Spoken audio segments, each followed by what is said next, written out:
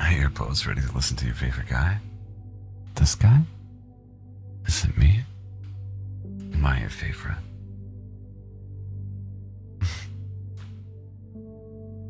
You might be mine too.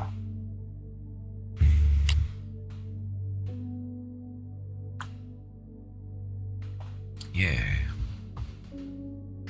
Yeah. I'm slurping my coffee way too fast. So we do have some stories here. You're feeling tired? Almost through your second coffee? Or are you supposed to take a nap, lady? Or are you supposed to take a nap?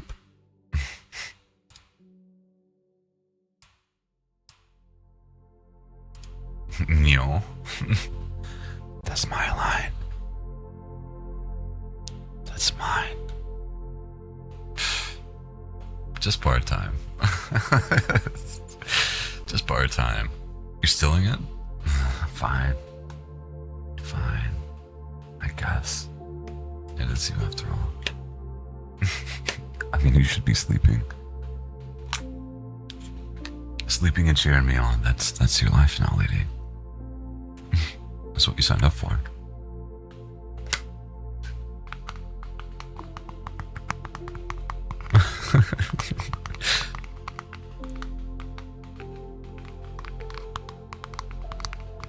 Both at the same time seems like a challenge. Just dream of me. That's easy enough, right?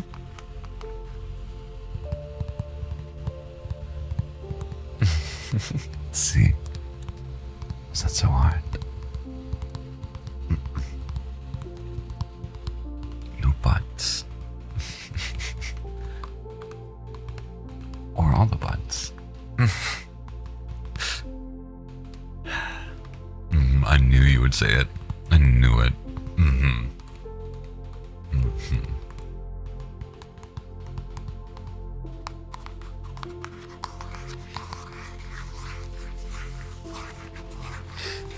I wish you were here. You could come and get me coffee after all. Meow stress. I need more coffee. Would you really? That's cute. Thank you. So thank you.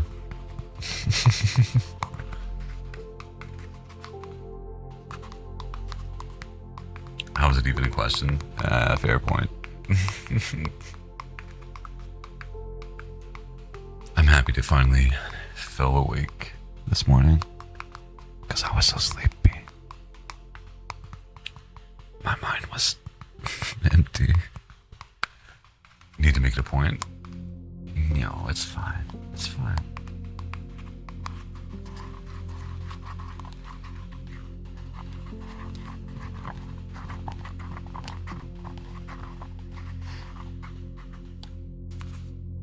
This is such a convenient little thing to have. No. You know my stance on that, lady. I'll happily accept it in time. But not now. Please.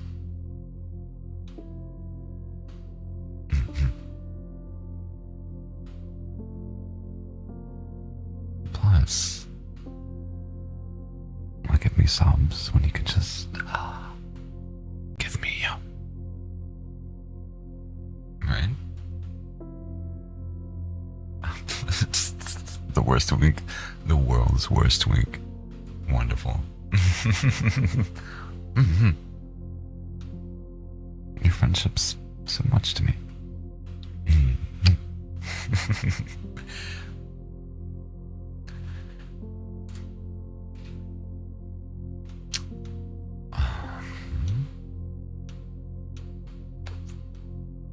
What's really sad is I don't feel like reading today. I have so many scripts. Well, not so many. I have two rather large scripts to do. And, I don't know. I think maybe this first story that I looked at, it seemed interesting, was just a little bit too long. I need something very bite-sized. But, yeah, we'll begin. This one is titled First Flame. RX Kogi. Tip of the wedge. Also, is the music too loud or is it good? The storm billowed atop the wet battlefield. War cries erupted amongst the soldiers as the opposing forces clashed. Both sides were taking heavy casualties. The sight was a bloody one to behold. Soldiers clashed in the mud. Rolling about, mobility was restricted by the rain. Brutally murdering one another as they took advantage of their opponent trying to stand again after slipping in the mud. Mounts littered about, kicking. The opposition's initial charge was messy. Fully armored knights and mounts tumbled in the charge. They struggled to recover after their falls. The opposing commander was young and inexperienced. He had not known the wet field, and this was going to affect them. Before the battle, our leaders were briefed the plan by Captain. Word was then passed by small unit leaders and interpreted as needed to get everybody on the same page. Our troops were ordered to fall back after the opponent's initial charge. Our plan was a feint: draw them into the mud fields and immobilize them. Their front lines were in a disarray. I smirked as I looked on at the chaos of the enemy. Our troops drew back. We equipped light armor and left our mounts in the rear. We were much more prepared and mobile than our enemies, who mistook us as fools for the slaughter against their heavy armor. We only had chainmail, weapons, and shields as required. It enabled us to run circles around them for easy kills, but our intention was drawing their mages into the mud, in which we succeeded, baiting them with our frontline infantry. Survey did well to inform us of weather and terrain conditions. However, our captain was the real mastermind behind the tactics.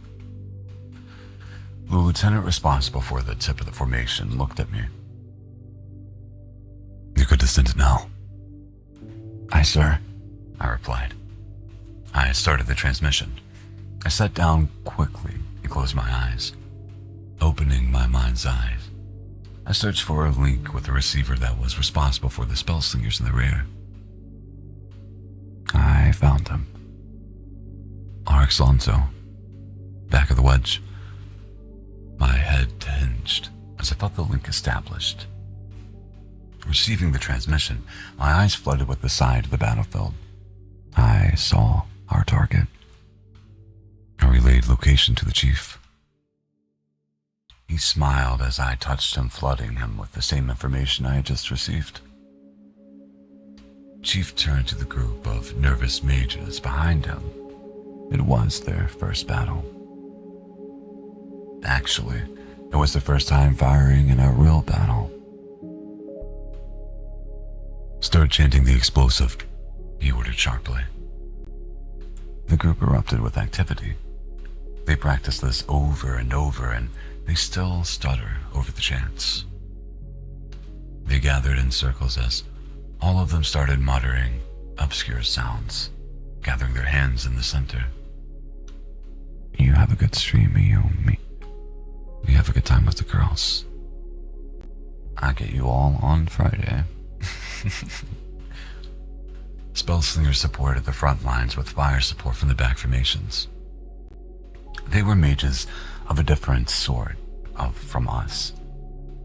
Receivers, us long-distance communicators, spellslingers acted as long-distance cannons with incredible firepower. As they were chanting, a giant ball of flame the size of the house was conjured and then compressed to the size of a fist in the center of them. The mages scrambled around the glowing ball as they all had different purposes from their presence around it. Firepower, pressure, fusion, density, and most importantly, stability.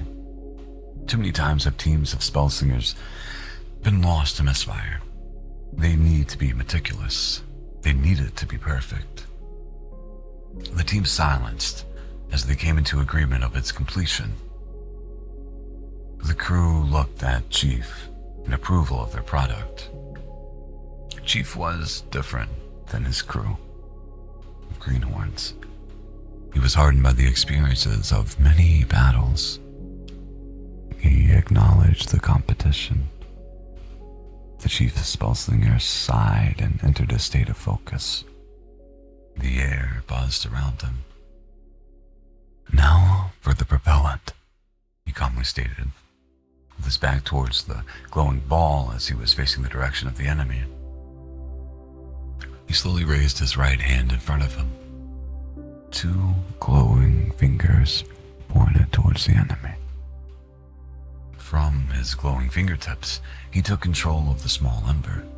A magic tendril between his fingers and the glowing ball tightened with tension as he was aiming for the image that was shared with him. Chanting the calculated trajectory and needing power, he sent it with a small downward flick of his hand. There was a loud crack like a whip. The tension overloaded the magic tendril and whipped it forward like a glowing slingshot. The high magic soared in the air, sent with his mind's grasp. "You didn't see her," the chief muttered. The ball flew, arching high into the stormy night sky, eclipsing the moon. It suddenly grew silent. Then, with a deafening explosion, the sky turned bright white. The earth shook. The chief sighed as he turned to his crew. "See? It wasn't that bad," he stated with a toothy grin. The team of mages nodded nervously in cold sweat. They were just glad that they didn't kill themselves creating that monstrosity. RX Kogi, tip of the wedge. "I swore I saw the world end in front of me." "What the hell was that?" I was new on the front lines, and it was my first time witnessing an impact of such divinity. I've heard rumors of its capabilities, but this was just plain mass destruction. My life suddenly felt futile amongst these men. I peered at the opposition after the smoke cleared, and what was left was horrendous. The crater was left empty, but the real horror was the poor saps who weren't lucky enough to die quickly. Bodies littered the area, some barely breathing. Stenches of the dead steamed off what was left of their body. Torsos separated from their bottom halves littered about, some still crawling as if they had a chance. We administered coup de grace, and to those still breathing, some of our friendly troops were caught in the crossfire as well. Fortunately, it wasn't as much friendly casualties as reported the last time they unleashed it. "Thank Providence the shot was accurate," the lieutenant shuddered. "We had an experienced spellslinger chief this time around, unlike last time." My mind reeled at the possibility of an inaccuracy. The opposition has been eradicated, and our new team of spellslingers besides Chief earned their first kills. Nice. I like it.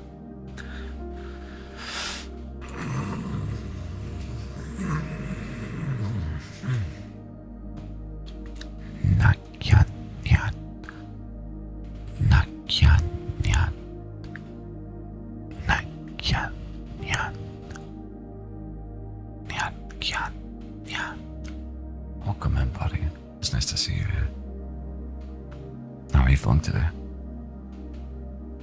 Cute.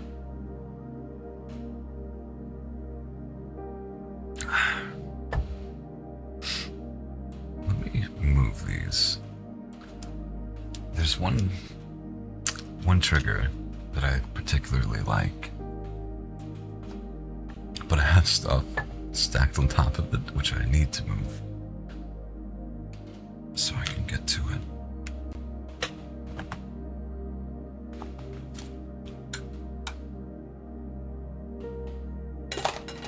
Wonderful.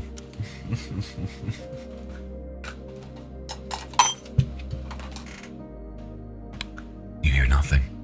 You hear nothing. Let's see what these are. Okay. I'm Epi. Just woke up and have a busy day today. Well, I hope it goes well. I hope everything goes smoothly. Yeah, as the lady says, you got this. Nothing at all.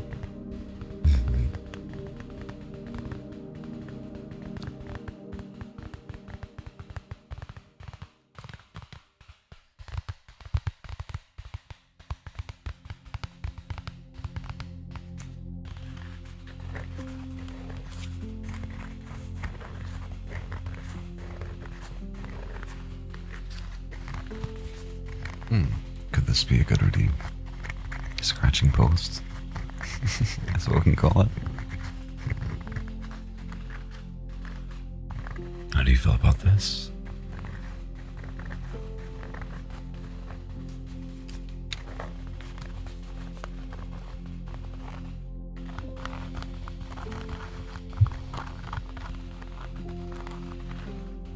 It's a lot better with the higher gain, but I can't do that right now.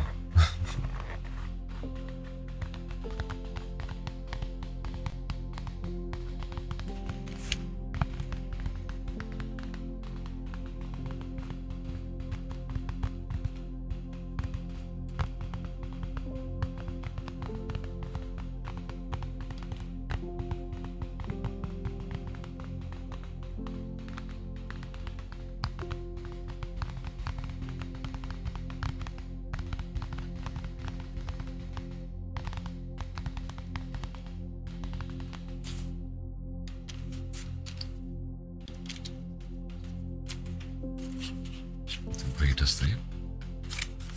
Why not?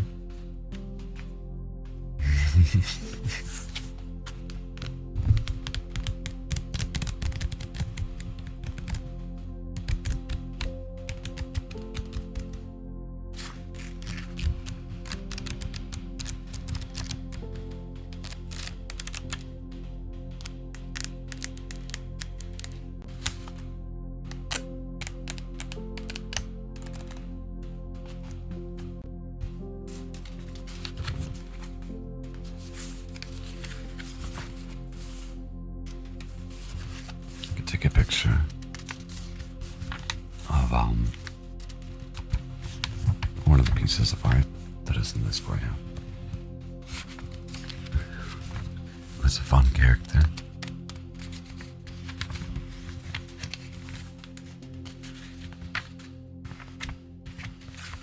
He was a gnome artificer that was a madman.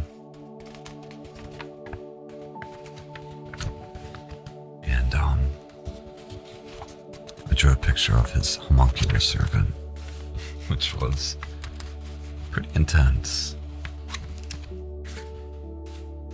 We had to kill the character off, though. It was an interesting fella, to say the least. Of course, if it's me playing D&D.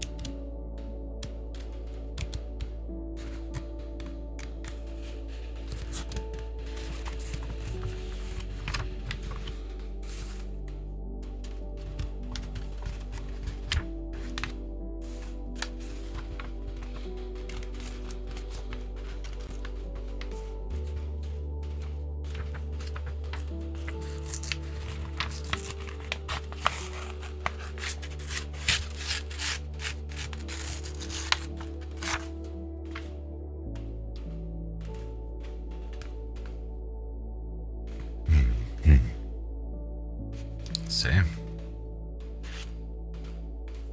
Same.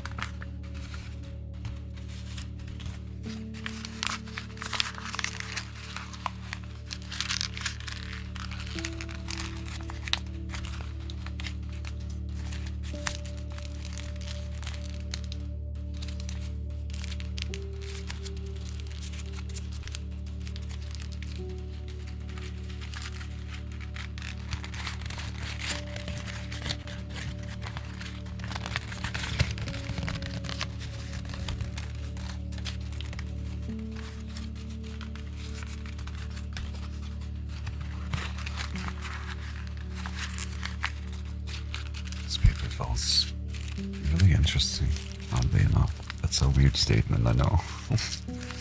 But it's rather thick.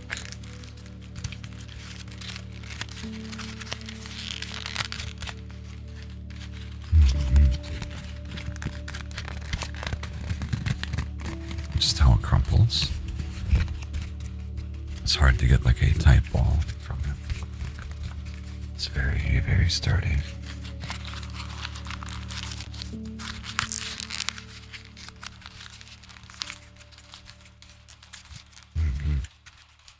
I think it would be nice to draw on.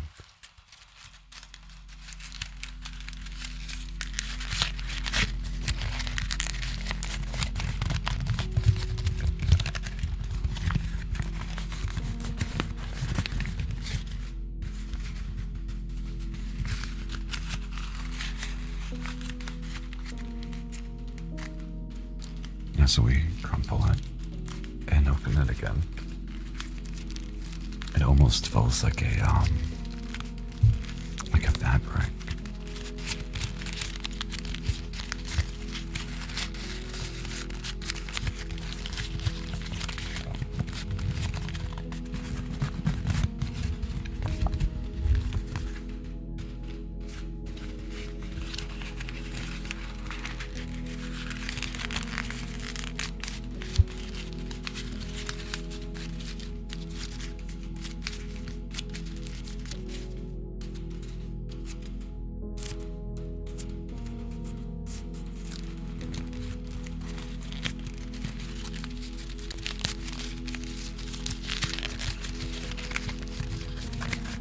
Almost like a thick waxy wrapping around candy, like those French taffies that I had. That's what it kind of reminds me of. It's nice.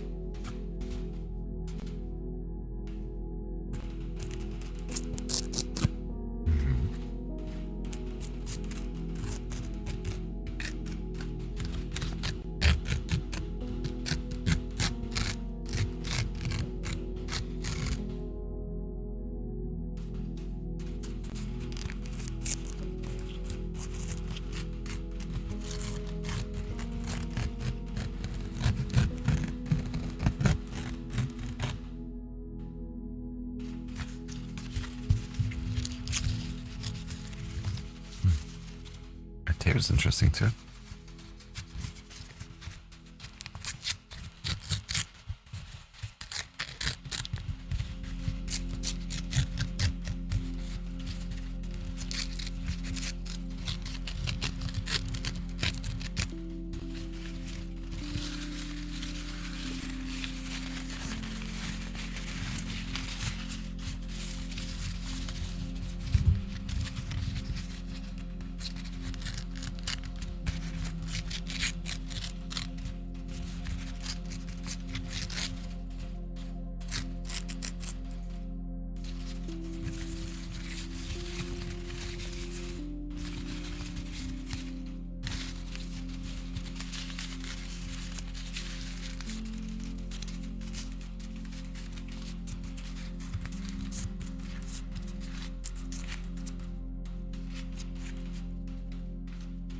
maybe I don't dislike triggers if I have something to play with.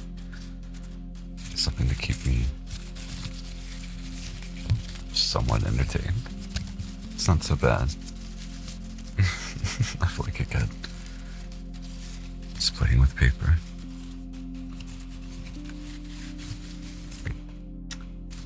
Ah, yeah. You're not wrong.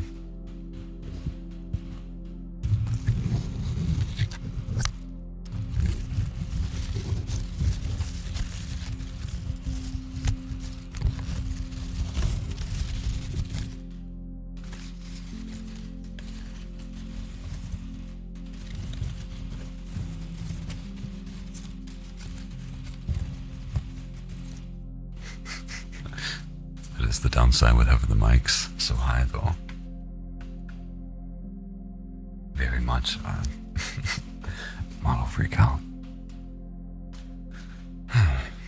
Let me drink coffee before it gets too cold.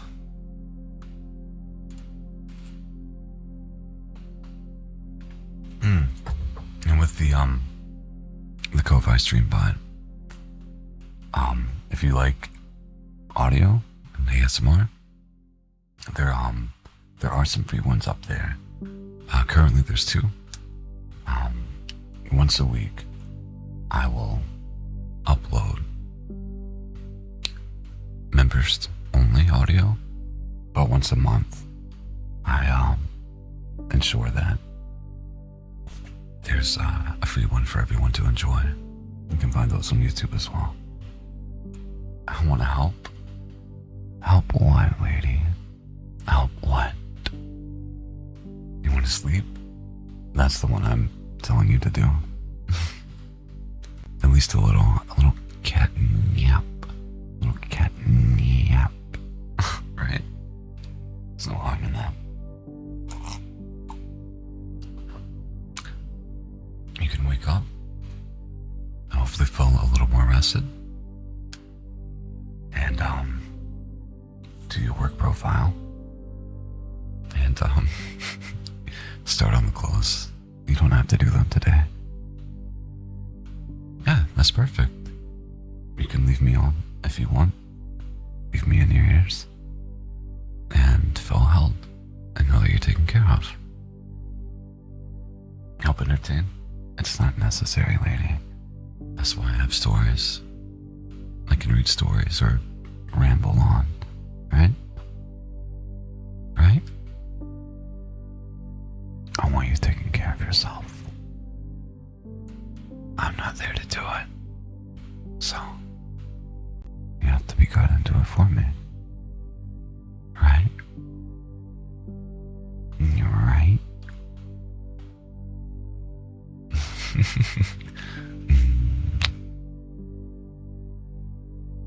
Will you do that for me, Sue?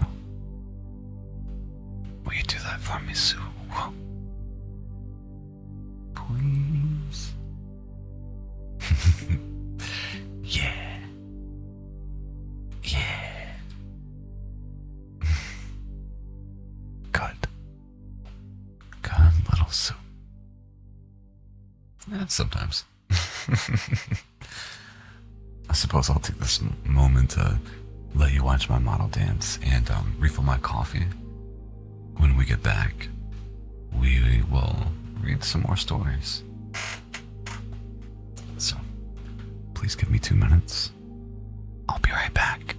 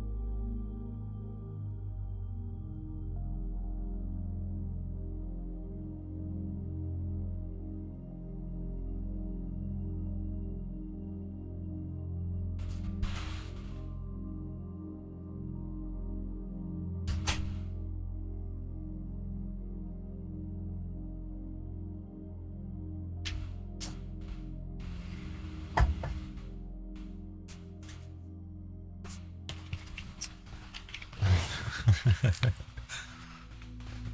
always love how he looks when I come back. It's always so amusing. Okay. Thank you. Thank you for your patience. Let's see. Gotta find some stories. Maybe while I'm here,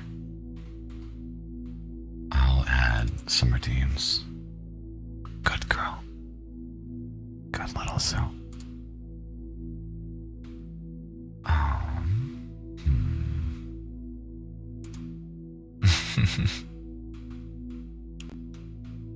Let's see.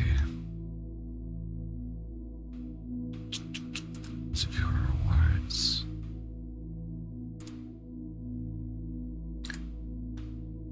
If you guys want to weigh in on what it should cost, please feel free. I'm gonna call it Scratchies. Or just kind of, it's this sound.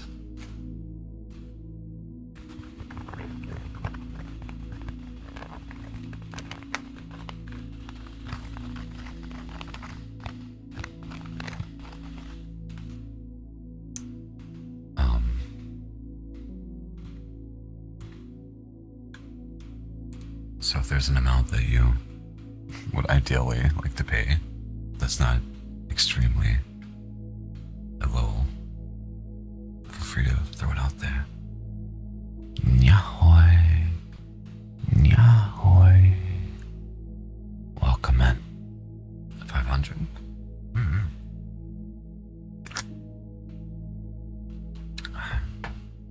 Yeah, that'll work for now.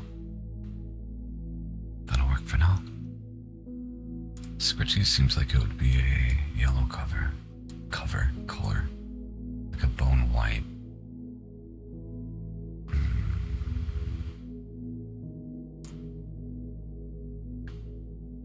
Oh yeah.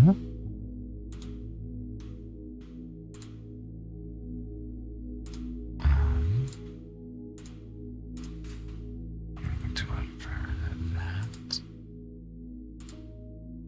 Okay, so now we have a new routine. And I'll also do,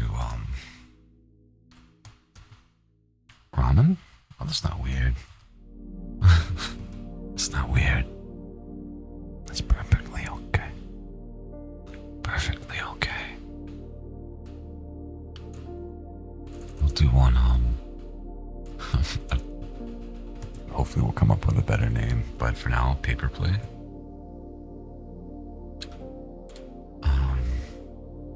I'll do that for 500 as well. We may change them later.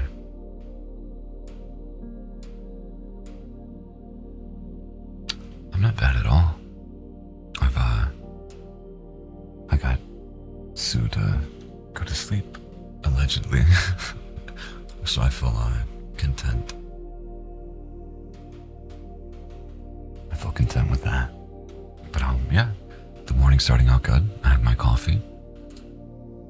And we're doing some redeems and reading some stories and playing with triggers. You love? Thank you. It's actually a pre-made. One of my mods here, Meebond, is going to be making me a custom one. Loosely, or not loosely, just based on this, but like how I would wish to represent it and customize it. But I saw this one. The link to it is in the About Me section. But yeah, I saw it and I absolutely loved it. So much so that I started this channel over it. I have another channel in which I do gaming and mainly hanging out with friends. But I really wanted to do a channel where I could focus on like comfy vibes and ASMR. It took me a while to find out what I wanted from ASMR, but that's where I ended up. That's where I've landed.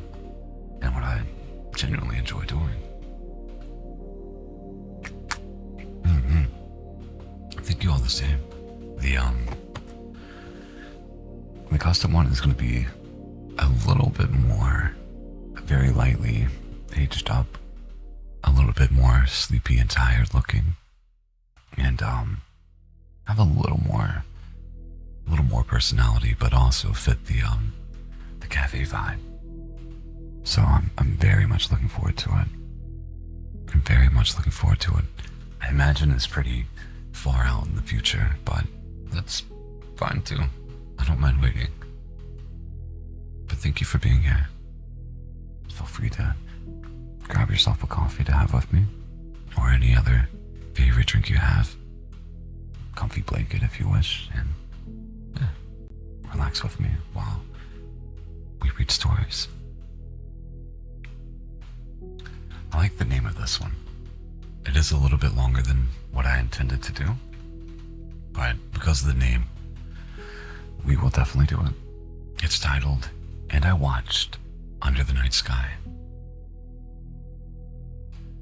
The irregular clacks that pierce the mechanical hum bring a strange comfort. The glass trembles gently against my temple that rests against the cold panel. My bag, my lifeline, sits tucked between my legs. I press my calf against it, reassured by its weight. A small pendant dangles from the zipper, a single flower, delicate and worn. It reminds me of home. The seats are a coarse carpet, abstract shapes strewn about to disguise the shedding of a long trip. My eyes trace the back of the seat. It reminds me of germs under a microscope. A security camera glares at me from the roof. Idly, my thumbs rub into the tension in my jaw, painting small circles. I clenched my teeth. The familiar jolt again. Electricity courses down my neck. My vision narrows and I clamp harder to stop my teeth chattering. The temperature drops. Outside my senses, the world melts away. The humming grows louder, the clacking of rails more impactful. I'm stuck in a tunnel. I can't escape this moment. I want to be alone, in bed. I miss home. For a moment, I float outside myself. My soul sits behind my eyes, and I'm a prisoner watching another's life unfold. I want to tell them to relax, be present. I cannot concentrate. I peel my gaze away from the seat and look through the glass.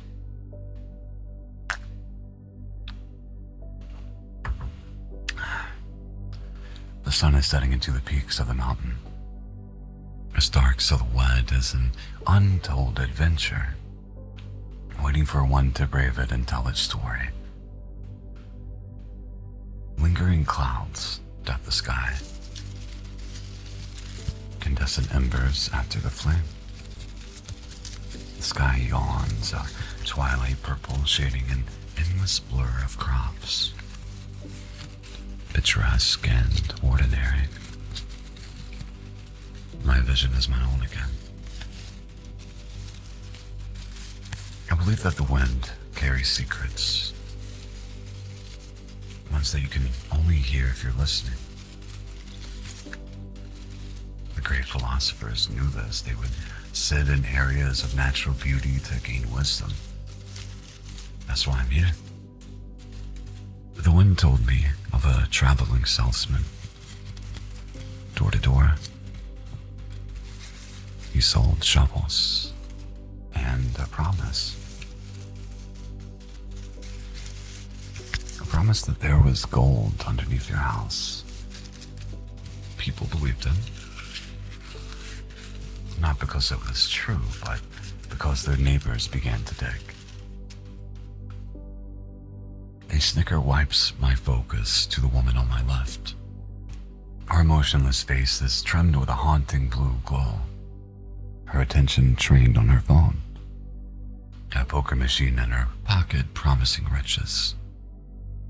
Earlier, when I asked to pass, she only heard me the third time when I dialed up my volume. Her eyes looked up at me softly, drained of their warmth. For a moment, she was there with me, expectant. Another video queued.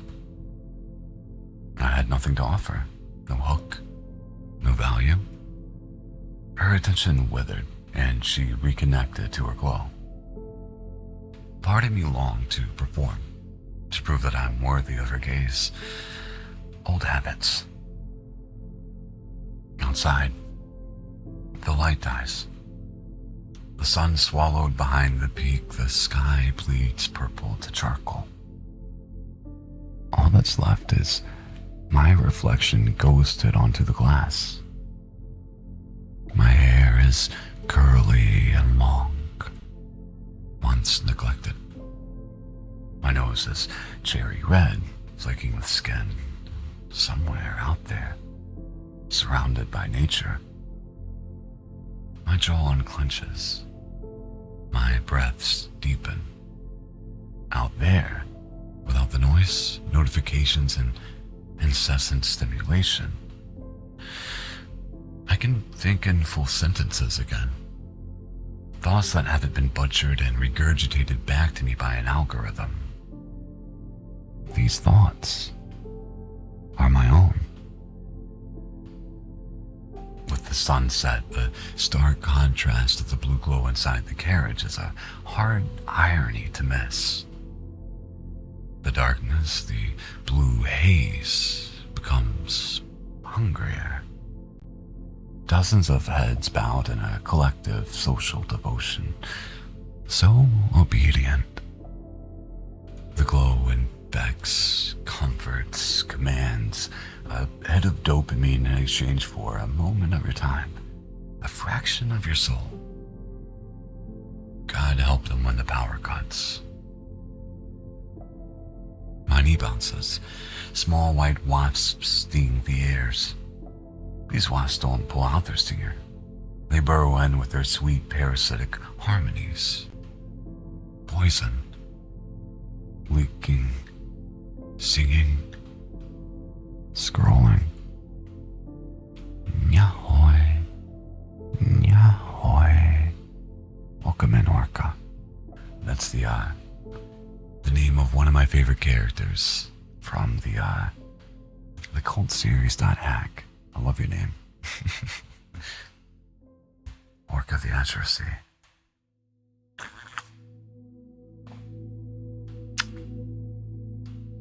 And yeah, coffee addict. It's true. It's true. I have a cup right next to me. Always. Always. Doing these streams as I start to my morning. And like everyone else, I have to have my morning coffee. I have to have it next to me. Here lately, the uptake, normally I would have like 2 or 3 cups, but I don't know, I'll wager nowadays it's 5 to 6. How do you drink yours? I always have mine black. And I drink the same kind now, when I can afford it. It's nice. Milk and 1 sugar? Respectable. Nice. Nice. Sometimes I'll do that. Usually not with sugar, but like with milk. Well, I guess the last time I did was with Bailey's. It was nice, but the price of that in the US has skyrocketed, unfortunately. I feel you there. Wait, when I was a teenager and started drinking coffee, like, definitely, it's how I enjoyed it. It's mildly embarrassing, but it's how I enjoyed it. Would take like, I don't know, 3 or 4 packets of sugar and about 3 hazelnut creamer and 3 French vanilla and mix it up together. It was so sweet, but it was genuinely tasty. Every now and then, usually if we have D&D, we'll go and get like the special sweet coffee drinks. They're so good.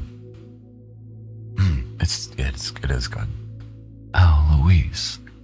Eloise.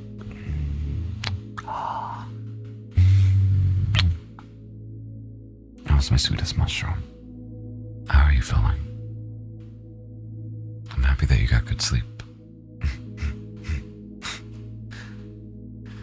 Also, later on today, what do you feel like doing? Do you want to do art and music?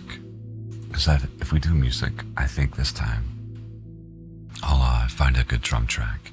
Because I really want to write some black metal. But I don't want to have to do it without a drum track. I've become pretty reliant on them. And I don't want to, yeah. I was thinking about maybe ordering one.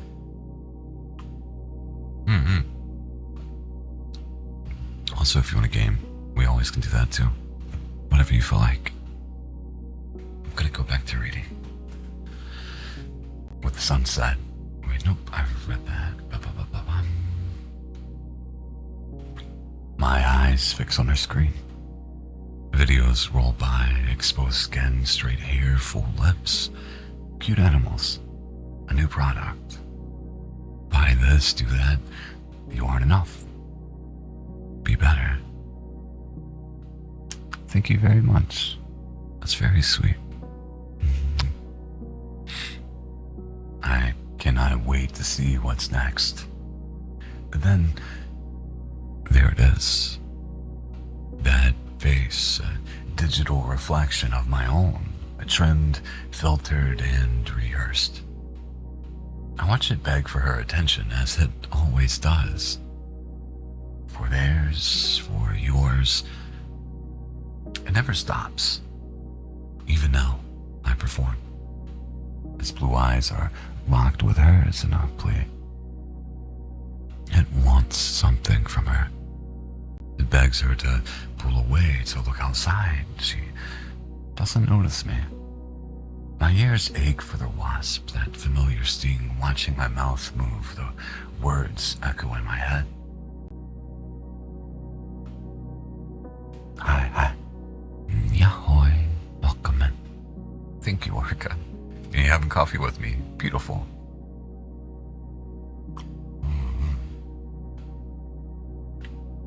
Blue eyes, white dragon. Interesting.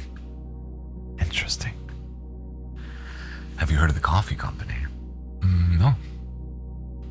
Please enlighten me. Each swipe, each scroll, it's not free.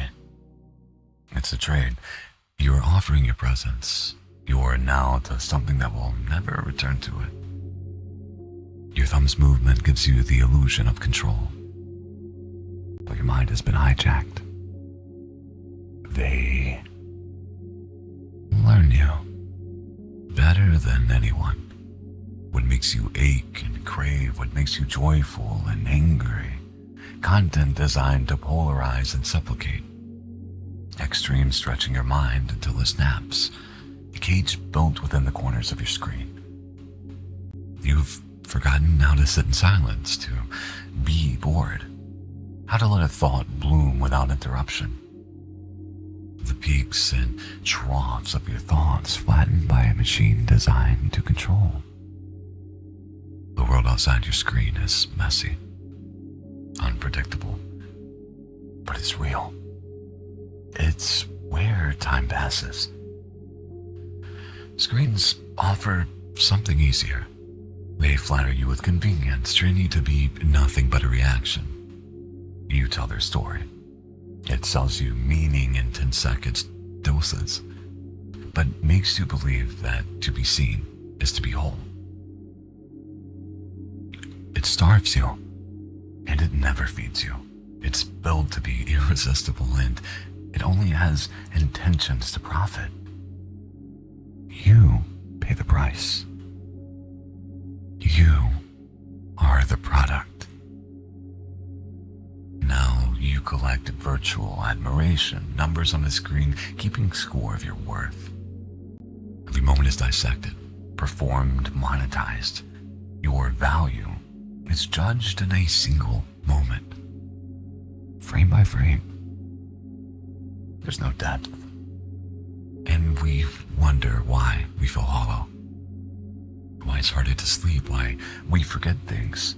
An infection melts our memories, restricts our vocabulary and our ability to ideate. Why are we lonelier in a world where we're never alone? I recall a noticeable shift in my tone of voice, slightly higher, more plastic. If you want to escape the trap, use the link in my description. Become part of my community for as little as $4.99 a month. Swipe. The video is gone. A moment for her, forgotten. The emotion on her face is flat. The controversial thought erased. Back to her scheduled programming. I can't sit in silence, too much ADHD. Listen, same here. Same here. What is the coffee company? Or Blue Eyes White Dragon? I'm doing good. I'm doing good. I can't complain. It's a good morning. It's a good day so far. The only thing I'm not really looking forward to, but I'm also like very happy to do, is scripts that I have to do later. And top of the morning coffee. I have not.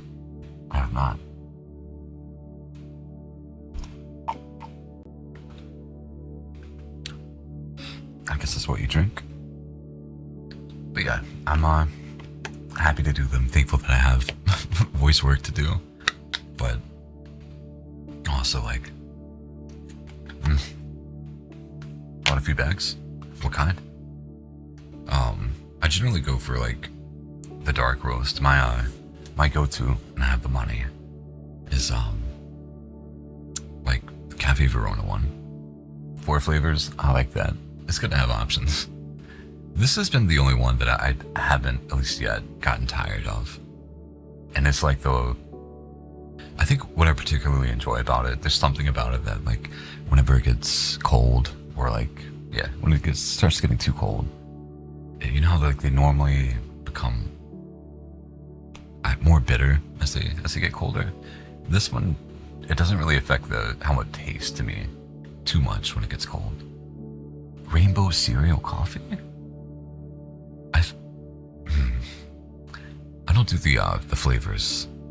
The milk makes much more sense now, and sugar, because I feel like that would really help bring out those flavors. I get behind it. I get behind your choices even more. I think the Irish cream one would be cool. As long as the chocolate isn't too forward. You know what I mean? Yeah.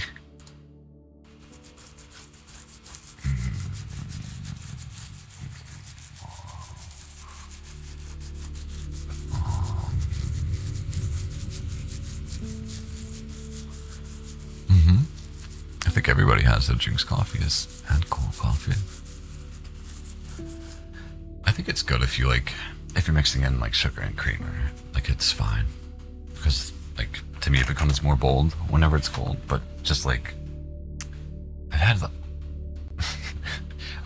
I want to say it was Starbucks. It might have been somewhere else. I had like a nitro cold brew, and to me it just looked like Guinness, and that made me want it, and it was not great.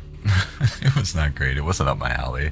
I could see how it can be appealing for some folks, but not for me. Not for me. Was not a huge fan. When we do like Pathfinder D&D sessions, I'll go to our little local cafe and get their version of the caramel frappuccino. They used to have somebody there that made it on point. It was the best.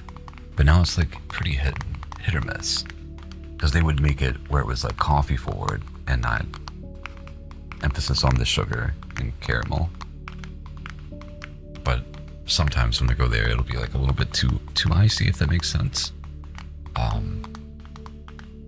be a little bit too, yeah, not what I'm looking for. Also, if you like what I do here, or you like, audio, like the roleplay audios, ASMR stuff, there are some free ones on Ko-Fi, as well as, they're uploaded. Free ones are monthly, but there are also, a membership tier where I upload once a week. I gotta finish those sometime this week. It's different, like, especially in the summertime, like when it's the kind of crushed and shaved, you know what I mean? Like where it's like the little ice specks, if they blend it well enough, that's great. Like that's fine, because it's gonna be hot enough to, pretty much melt. And it's enjoyable all the way to D&D. I've said it again, or I've said it once, and I'll say it again, but I'm so excited to try Pathfinder 2. I'm so excited to try it. We just finished up Curse of Strahd last time that we all got together. And one thing that I really disliked about D&D is that, like, you can't be like a white mage, like a Final Fantasy white mage. But in Pathfinder, it seems like it very much is an option. And I'm excited. I want to heal and support, and I can make that character. I think it's going to be my first serious character, actually. I'm thinking like being a Lotus Leshy. And like, I gotta look more into the gods, but find one that's like based in nature. And gonna try my best to be like a pacifist with a backstory of, like, it's a short version of it, that I'm like a fractured part of the god's consciousness, and am there to like observe humanity and human behavior. So like I'll never fight anything unless it threatens nature, and I'll just heal and keep them alive so I can observe them longer. And then like to see where the character development goes from there. I'm serious, Kuji? Yes, for once. We'll see if I can actually maintain it. I'm always the gremlin, and I always make dice rolls to see if I actually go through with the poor decisions and funny scenarios that I have in my head, and it never works out. My last character was the party killed him, which was valid. But it was one of those things where, like, my actions, I don't let it like hold the party back. You know what I mean? I don't like hijack things. But it hurt, but it was very valid when they massacred my boy. Okay, yes, a stretch.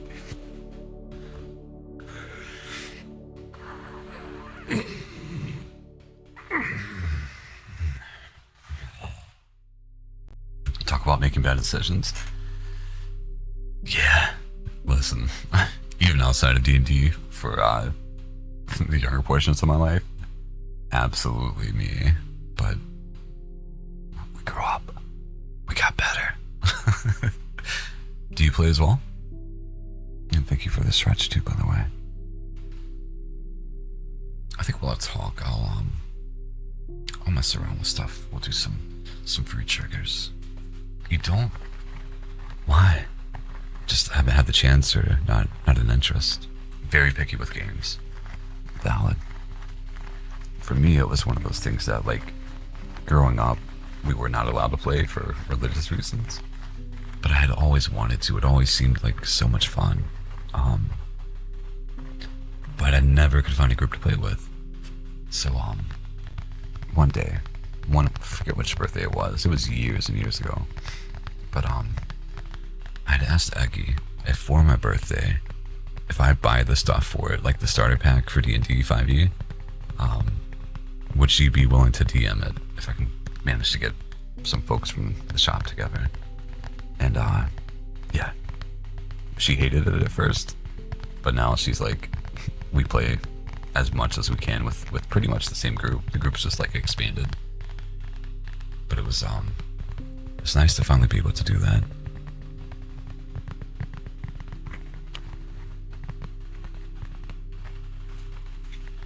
Right?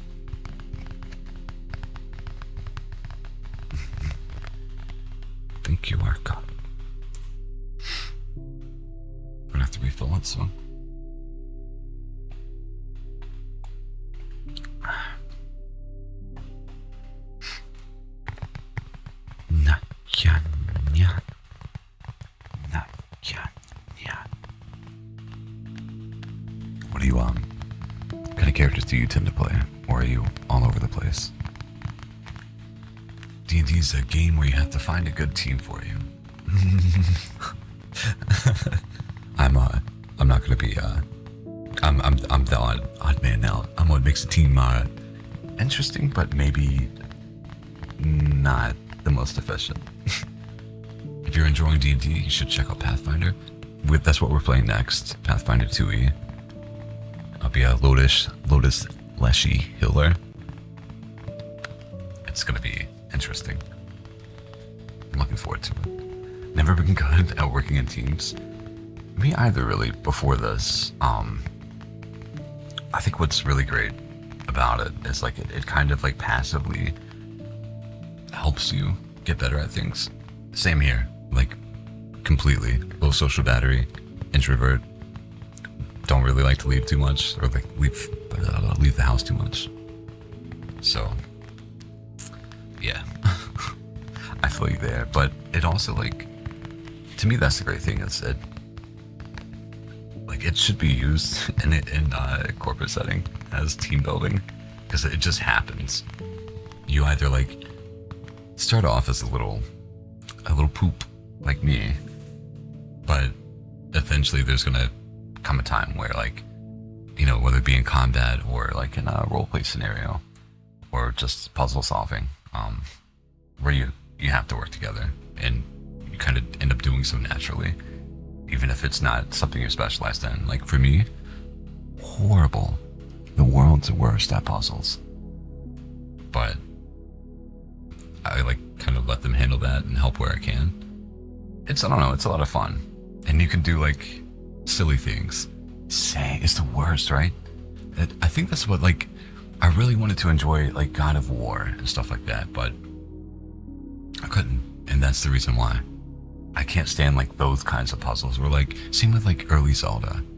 I love the lore behind it. I love the art direction and all of that stuff, but it's the puzzles that just ruin it for me, and I hate that.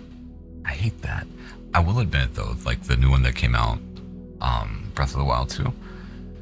That seemed really cool. I like the because it's puzzle solving, but without necessarily being locked into a specific way to do things. You can be creative and build things and use your imagination. I guess when it comes to puzzles, that's the stuff I like. If there's multiple ways to solve it, there's not really a wrong answer as long as you get it done. I think that's what I like. Yeah, I'm a basic emo girly. Ooh, very cool. Drow bard, drow rogue, tiefling warlock, bear. Fun fact, it's probably not at all shocking, but back in middle and high school, definitely like definitely an emo kid. And it was so weird because, like, with the it was more so with like fashion, right? Because like I remember there were like just the music stuff. I never like got into, I don't know if you could call it like the emo music, the screamo stuff, or like just the stuff that was associated with that sort of dress and stuff back in the day. Like I was always like into death metal and black metal. So by like, you know, I should have been goth. Not ideally, but what you would expect just based on music tastes. That's still what I listen to mainly nowadays. Black metal and death metal, forever. Best genres, most creative. Black metal's, to me nowadays, like nowadays black metal is the most expressive. Because like if it's done right, like you can have your stereotype, you know, your stereotypical band, but like to me it's like the one that there's no limits. You can do whatever you want, even if it doesn't make sense musically, even if it, you know, might sound like trash to somebody. There's just so much experimentation within the genre where you can incorporate anything into it. Like we've heard stuff with like jazz incorporated like timing wise and just filling wise, as well as like literal saxophone solos and stuff. it's it elements from other genres of metal too, between doom and death, and yeah, just everything. There's a place for everything in black metal, which is why I like it now. I'm sure it still is full of so many elitists, but to me it's the most expressive and coolest genre. But a lot of times, finding a good album is pretty hard. If you're not familiar with it, but you are a metalhead, I highly recommend this band and this album from them. It was the absolute best from last year. From Iceland. I think it's one of the first times I've ever heard Icelandic black metal. Everyone is very skilled with what they do in the band. But for me, the vocalist in that is phenomenal. If it's a genre that's been hard for you to digest because of a vocal or like production, that album would 100% change your view. It's very cool, very nice.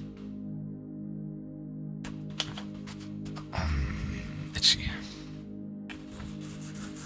God of War looks so fun. It does, especially when they started doing like the what's it called? Like the Viking stuff. It seemed really neat. I've always like been into that stuff since being a kid. I don't know why, but like this is the only time in history class, like the one time we went over, I was like, yeah, oh, that's neat. And then I was just like, would not pay attention anymore. I don't have the PlayStation though, so I can't play it. Fair. I think I have like the PS4, but I don't have I don't really have any new consoles, and I don't want them. Like everything's coming to PC now, which is great. It seems like we're finally in the era for PC gaming, so that's pretty cool. But I always was like a console person until I got to this laptop.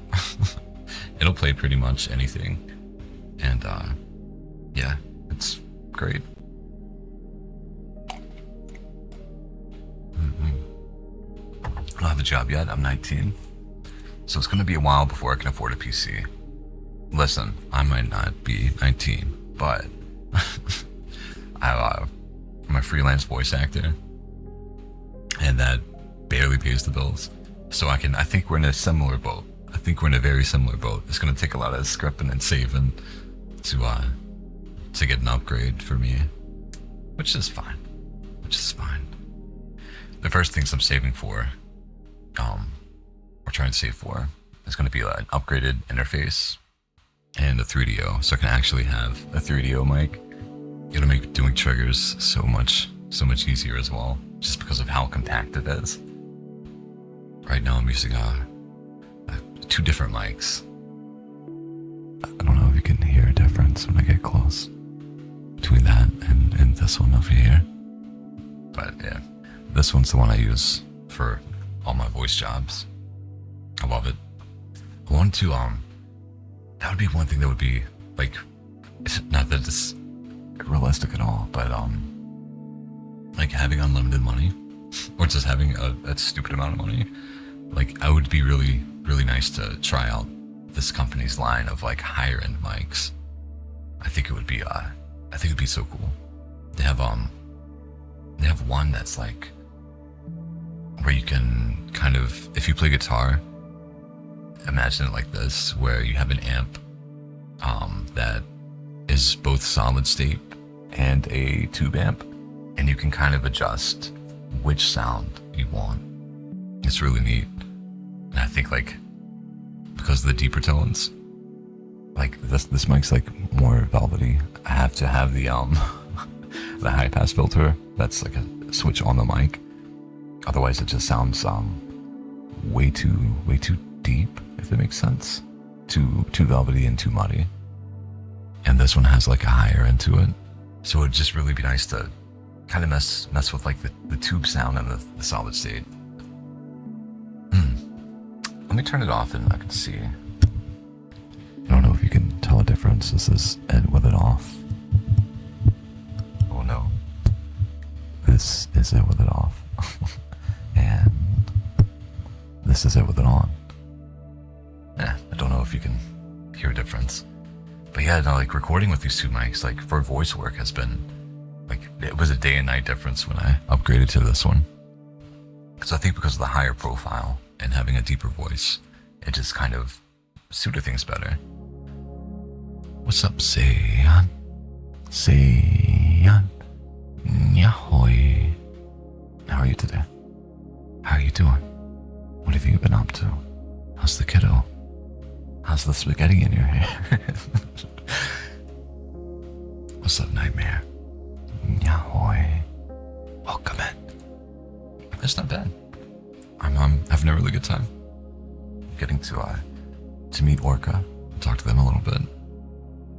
They apparently have an Xbox Series S, which, you know, that's gotta be nice. I think it would be like cool to have something like that where I could like run games and just capture card it and take the stress off the laptop. Because last time we were doing Monster Hunter on the gaming channel, there was a point where I was getting like five frames on stream, and it would alternate between that and 30. It was rough. The gameplay was fine. I could play the game perfectly, and but I think like between having the new Monster Hunter, the PNG, and streaming, all the stuff, I think it's a little bit too much for this laptop. But honestly, between you and I'm just happy that I can play Monster Hunter.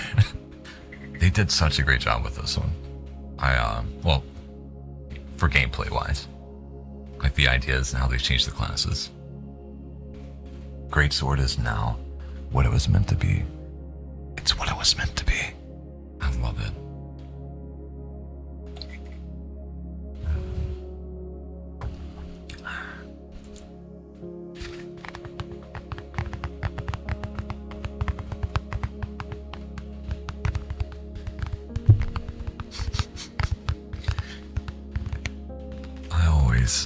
I always hit the mics or the pop filters.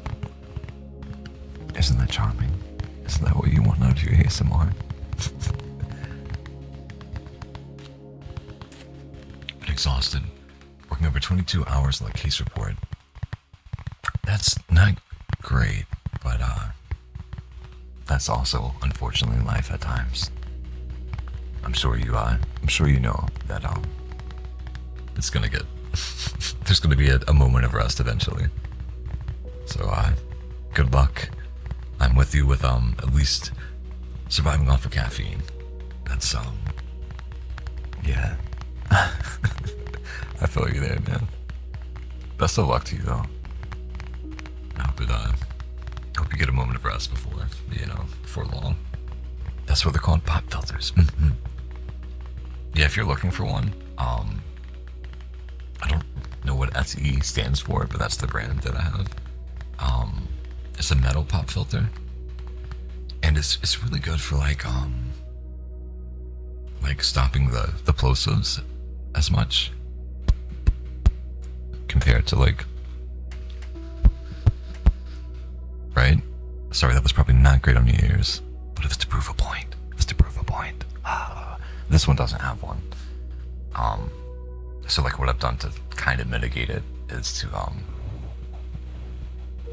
you hear that? It's like a very thick I guess it is a pop filter, but just not one that you place in front, or it's a windscreen, I guess. But it's a very thick one that I had used for my first mic. I mean, it wasn't great for voice acting, but it served its purpose. It got me into into that niche, or whatever you call it. It's a Blue Yeti. So I had this very big.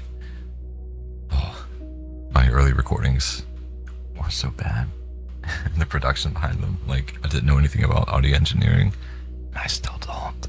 But I've just gotten better at it as my ear has grown, and I can like pick out some certain sounds. I've had to do the processing that you hear now.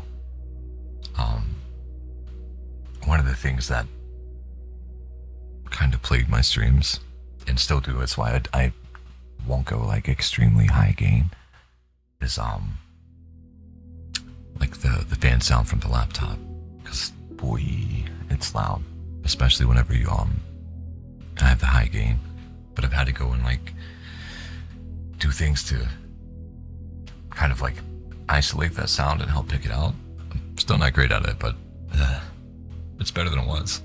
I can actually kind of do ASMR now. Yippee. Let me drink that coffee. Thank you, God.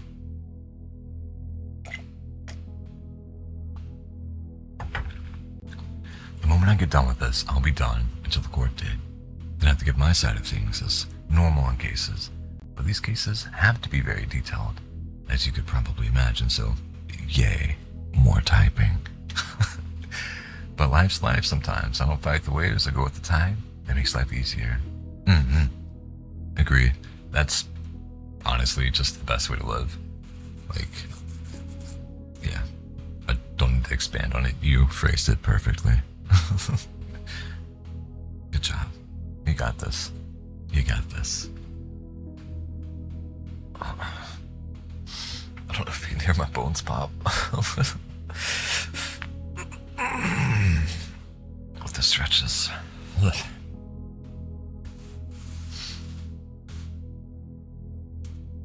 see. What do we have?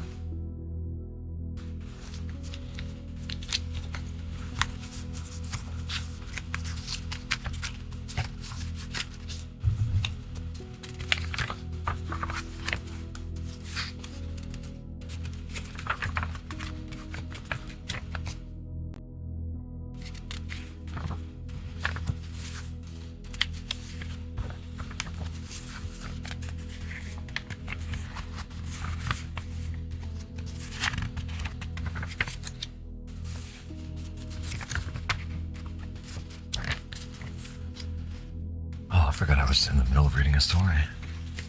I got sidetracked. Maybe I'll go back to that. I'll stop turning pages. Go back to reading a story. Okay. Oh no. Thought the latch was broken. Oh, alright. Took some therapy in my younger years to see my problems. I always like to challenge things and try to change or control things I couldn't. Yeah, same. Same. Without the therapy, it just took me a longer time to reach that point, but yeah, good on you. Change is always great. Well, not always, but you know what I mean. Positive change is always great. It's honestly, at times, depending on, the scenario and what's going on, a hard thing to accept.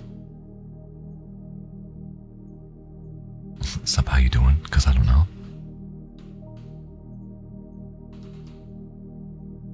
Is there anything in particular that you want to be praised on, or do you just want general praise? It's nice to see you here. While you respond, oh no, that was fast. Okay. I don't know. I just want to let you know that you are doing so good. You've been doing a wonderful job.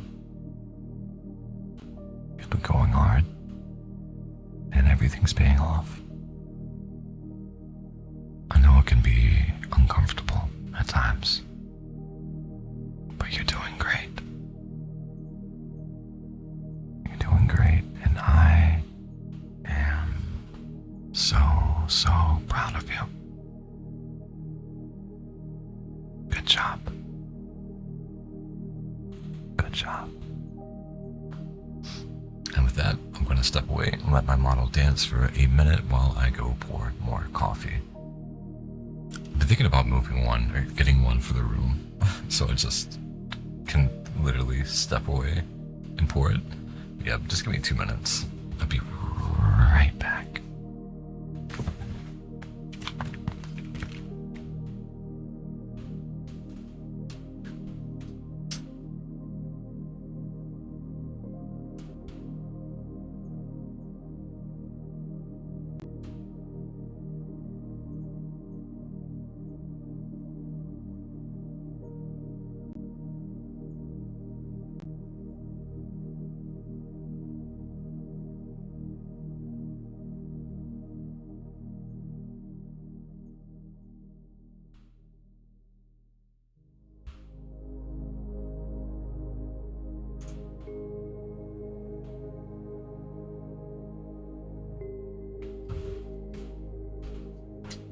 Alright. Oh, right.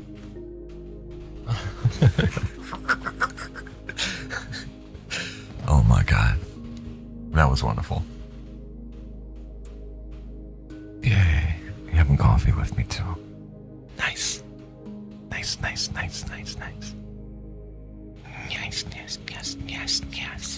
Yes. Yes. Okay. I'll go back to reading the story. My fingernails litter the floor. Phantom eyes watch me. Millions. Their opinions mold me. I feel their judgment crawling underneath my skin. I form, twist to please them. I am not enough.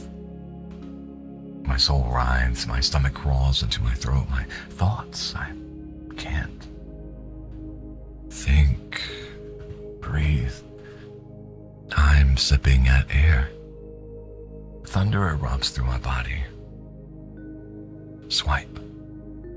Pocket itches, it's there. It wants to calm me down with its infinite lullabies. Swipe. I'll feel good if I look for just a little bit. Swipe. I pull out my phone. A 10 voice splits the air to announce a delay. I detect a sliver of stress in it. The blue square grows in my hand. The carriage shakes, and bowed heads wobble around me. Stark overhead lights flicker and go dark. I feel my weight pulled forward by the change in momentum. The mechanical hum lowers to a whisper. The lady is unbothered that we've stopped, unbothered by the darkness. My eyes adjust to the blue glow, illuminated by the devices people use to fill their voids. A child cries out. Ignored. A hiss from outside implies that we're here for a while. I need some air.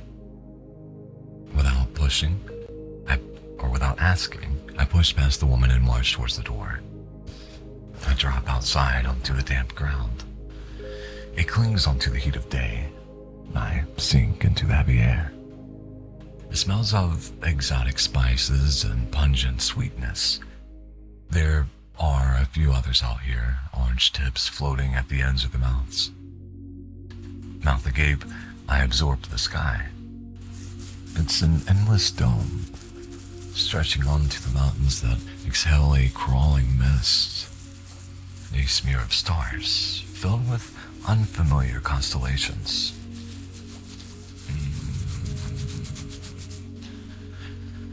At home, the stars are mild-mannered. Here, they scream with the vibrance and dance in unison. Crickets sing in waves. A bark threads into the chorus, followed by an owner shouting in short syllables. I track the sound to a small village off the tracks. Smoke crawls through the leaves, illuminated from the warm dance of fire. Tiki torches line rudimentary shacks, assembled with spare materials and splattered with foreign advertisements. The village is small. No striking neon signs compete for attention, no dangle of wires or hum of energy, just rough timber, rusted tin, and patchy tarps held down with loose bricks. The homes are simple, close together, huddled away from the mountain's breath. In one, 3 generations crowd around a fire, dipping their hands into rice from a singular bowl. No screens, no glow, just faces filled with emotion, illuminated by orange fire. Children rush past me, waving in excitement.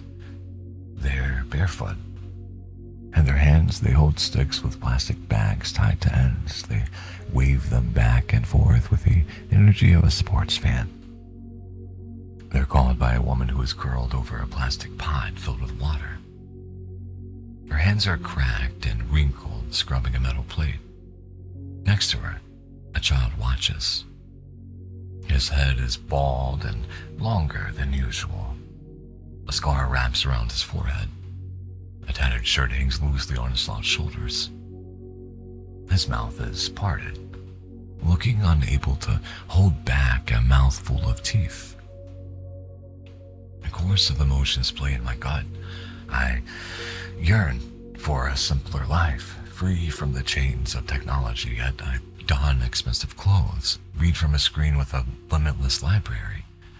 I eat pills that calm me down, and my food is manufactured. Clothes here are strung between trees, still wet. A man with a withered face coughs deep from his chest. Is this what the world really looks like when it's not covered in filters and makeup? A contradiction stings my mind. Is this freedom? Or yet another prison? I feel the heavy weight in my pocket. It calls me. Am I justified in being angry at what my privilege brings me? Maybe technology expands my awareness, creating new issues that replace the ones they fix. Does the key lie in balance? Learning how to live alongside it without being consumed. I don't reach for my phone. Another hiss. I pass over orange embers that crowd the door. Inside smells stale. I stare down the aisle, lips packed between my teeth. I stand in front of Rose, a pastor preaching a silent sermon. I've been here before, bathed by a ring light and watched by a camera. I say I want to disappear, but I still love being seen. By now, they've all heard my message. Some disagreed and hurled paragraphs of insults. Others adorned me with likes and shares. My seat is cold. My bag is where I left it. I roll the trinket between my fingers and stare into the night. The sky tears open, split by a hot spear. It rips between the stars, leaving a trail of debris that falls to the earth. The sky is filled with warm light. No one else stirs. The village shrinks into the dark, a memory to be falsely recalled. And I watched, unrecorded. And for once, that's enough. I liked it. It was interesting. An interesting little story. Coffee is down in your fridge. I feel you. I feel you. Mine's in a pot, getting slowly burnt.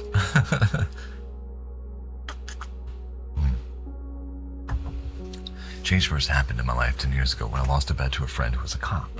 I was in the wrong crowd, dark side of life. I had to try out for police academy as my side of the bet, and I did because who the hell expects you to pass physical exercise and physical tests off of a bet? And at that time, I was a tad out of shape, but no, I passed, and it helped me get on a better and brighter path. I know every day in the force, I made him proud up there. Do wish I listened to him sooner. Fair enough. It sounds like life has taken you exactly where you need to be. That's great. Ep. Yeah, same. Well, not anymore. I'm feeling awake finally. It took me a while this morning. I read the stories from Reddit. I don't write them myself. I've written stuff in the past, but nothing that's any good. Not really a writer. My partner is. She is an author. She's trying to publish a book, and I think it's. I'm not going to comment on it actually, but yeah, she's doing great. I'll go ahead and open up another story here, but I'm definitely down to chat if you guys are.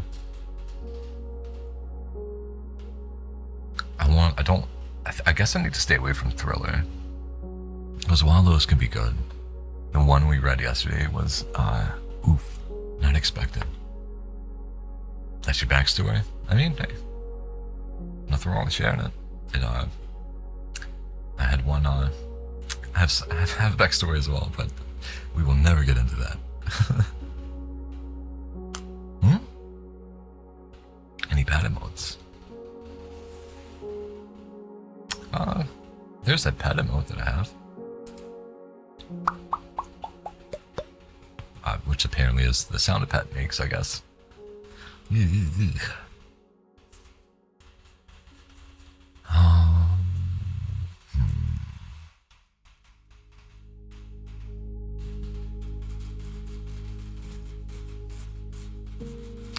Listen, I feel you. Same boat.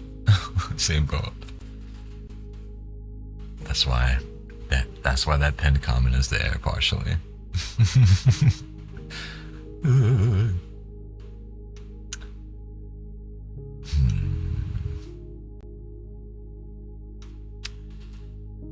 I don't want to read anything too long, just because I have a lot to read today. Yeah, this one's looked interesting, but it is quite long.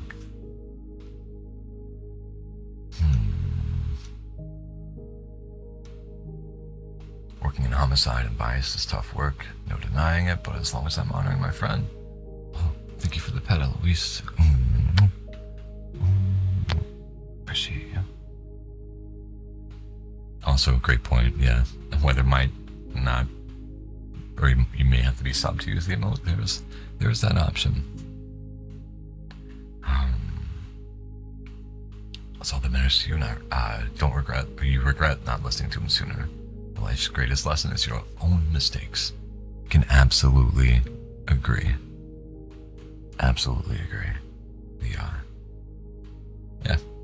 Life's greatest lesson is your own mistakes. That's how we learn. That's how we grow. That's why I try to, not be too harsh when people do the really, really stupid stuff. Like, on one hand, yeah, you're an absolute idiot. On the other hand, I've been there to some extent, right? We all have. People can grow. People can change. I've regained my faith in humanity slowly over the years.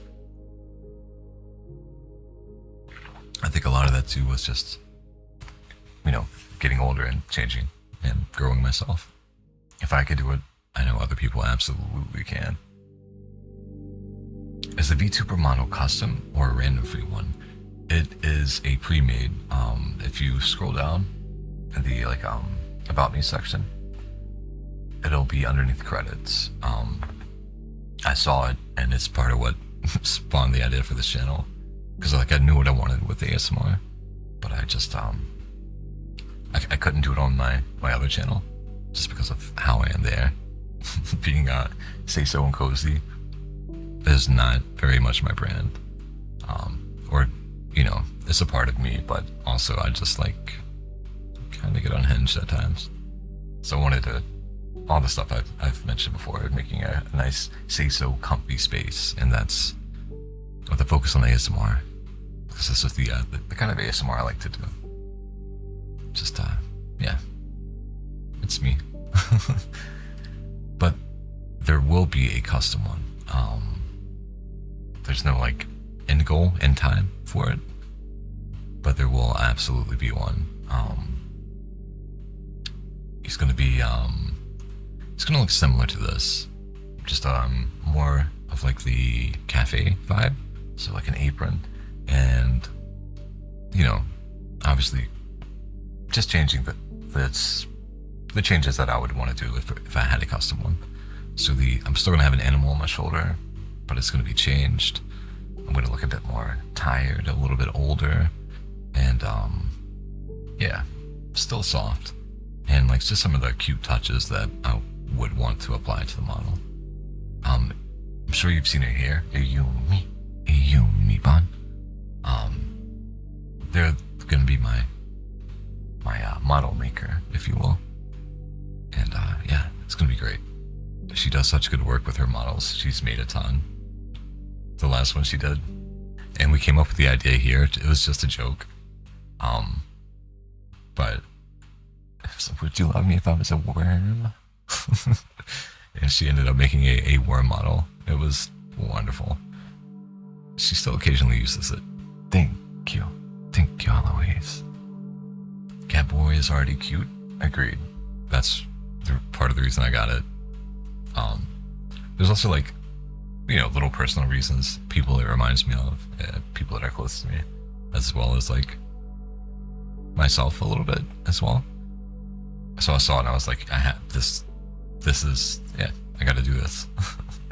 I gotta do the thing. But there's gonna be like little Easter eggs with the new model, for people that are friends and as well as long-time viewers as well. People that are just kind of I've met on streams, that have become a part of my daily life, and they'll definitely be represented in small ways with the model.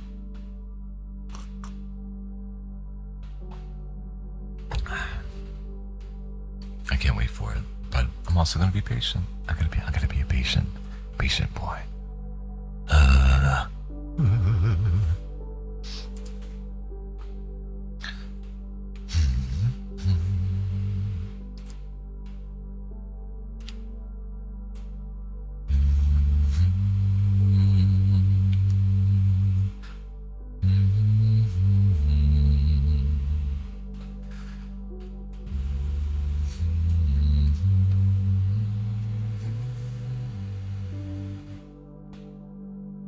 It's so weird how the sound is being dispersed, like with hums. And maybe it's because I have the high pass on this one, so it's not picking up the lows as much. Interesting.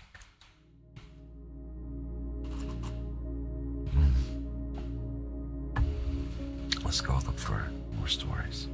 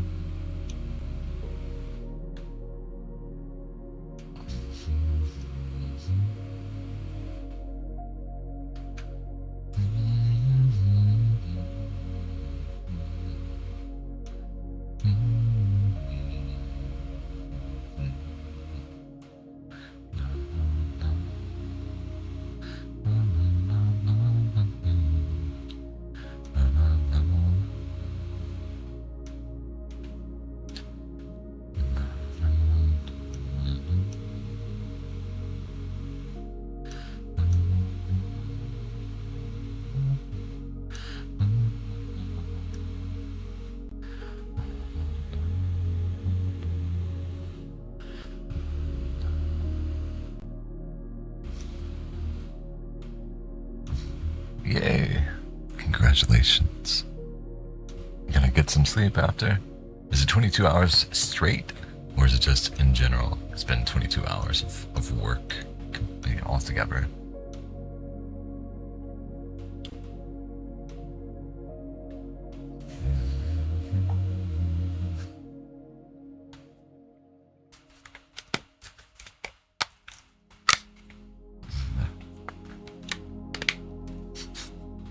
The coffee stains those little pouches. Oh, fuck. It stains those little pouches. You're unemployed? Yeah, I mean, me too, technically, I guess. I'm a freelancer. A freelance voice actor. I've been able to do it for, I think in April was 2 years. So like, while not wonderful money-wise, it's much more fulfilling than welding all day in a shop, in a hot shop. And yeah, the trade-off is very much worth it. And I've actually, it's always going to be shocked, but have made it work well enough for now. Very thankful for it. Very thankful for it. It's like with days like today, where I'm like, I don't feel like reading scripts. Thankfully, they're fairly interesting scripts. Like, I think back to just a couple years ago and like how miserable I was and how I didn't have time to do anything. I'm like, you know what? I'm being a little idiot. I'm being a lazy little idiot. I'm not gonna ramble on that though.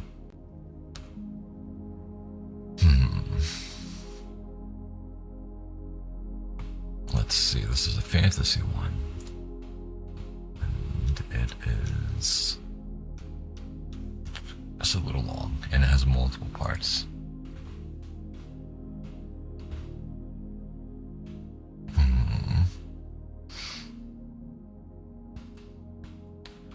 There's this one titled, I found a hole in my wall that wasn't there yesterday. And that reminds me, have any of you guys seen Dan to Dan? This weekend, like last weekend, we went out to, they had it in theaters where they were showing like I think the first couple of episodes, from the new season. I think it's dropping in July. But we went with some friends and watched that. But anyway, the title of the story reminded me of that. I found a hole in my wall that wasn't there yesterday. It's not a spoiler. It's not a spoiler. It was what we were left, the cliffhanger we were left in, which that made me so agitated. Because the show was great about pulling you in with those cliffhangers, making you want the next one. And then it just like left that, and it was so, like, it was supposed to be climactic, but it just didn't feel like a big, what I was expecting from it. I love that anime. We have a friend that we do D&D with that refuses to watch it. And I don't get why. And like, I think it helps that it's my type of silly comedy whenever it has those moments. But it was, I think season 2 is gonna be great. Apparently, from what I understand, it's about like in the first season they took some, like, tried to stay close to the manga but took creative liberties to fill in the panels. But in season 2, I guess the manga got a little bit more expressive or something. So they're gonna be able to follow it a little bit better, I think is essentially what they said. There was like an interview after the movie with the Japanese and English director, I think is what it was. It was really cool. It was really nice. I think it would be cool to start seeing that, like, when they do these cash grabs, at least throw that in there, because it was nice to get that insight and perspective, I guess, on like what's involved in it. It was cool. Haven't played D&D in ages. Listen, it's never too late to start back. I talked about it earlier, but we'll be doing Pathfinder 2, and I'm excited. What animes do you watch? Just basic ones. My partner is definitely much more of a daily anime watcher. I'm just a casual anime enjoyer. So like, just your popular stuff, what's pretty much popular at the moment. So like JJK and Chainsaw Man. I'm actually looking around at the figures that I have. So yeah, not great. They love romance animes. That's their thing. She absolutely loves that. Yeah. I think the only one, like, the slice of life stuff that we watched together was I forget the name of it, but Ahara, something like that. That's at least the main character. Okay.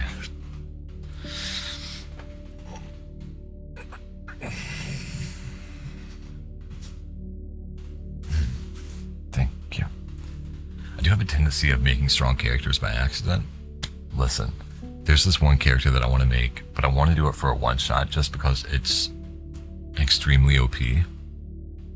And we would also have to play at, like, I think at least level 10, because it relies on feats. But a bugbear, which already I think, like with a standard weapon, has a 10-foot reach that wields a spear, so that's a 20-foot reach. Then with like the polearm feat and sentinel, so pretty much, if I'm sure you follow where I'm at, but it was, yeah, it's gonna be broken. But his name is gonna be Hugh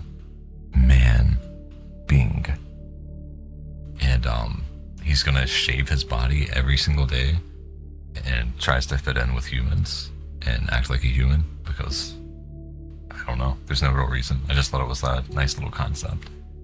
But it's still like a character that's OP, that isn't really too fleshed out. And yeah, seems like a really fun one-shot character. Just so I can like see how how broken it actually is. Because nothing's getting close to me. Especially if I get good rolls. Yeah. Naruto D&D campaign. Ah, interesting. That's one of those animes that I wanted to watch as a kid. When it came out, and I was so excited to, and I would catch like an episode here and there, and didn't know what was going on. But then as an adult, when I went to watch it, I hated it. I was watching it in dub and was just constantly hit with, believe it.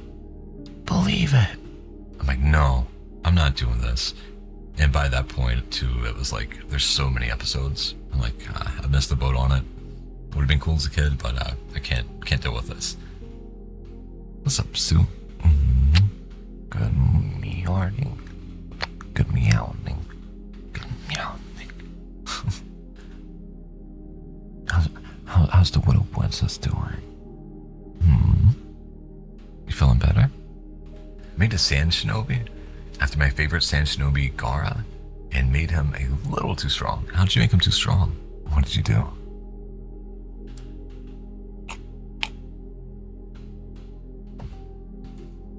I'm stuck on Cabaneri of the Iron Fortress. Ooh, what's this? What's it about? What is this? Kind of dazed. You're still waking up. Hello. That's one greeting I need to pull out a little bit more often for you, Louise.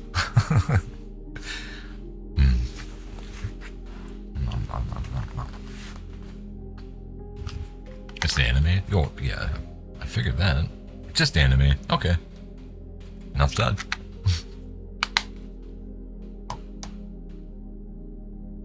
One of my favorite ones that I remember watching was No Gun's Life. That was a really cool one that I'm sure it was like popular, but like mainstream, you know what I mean? It was a really nice one.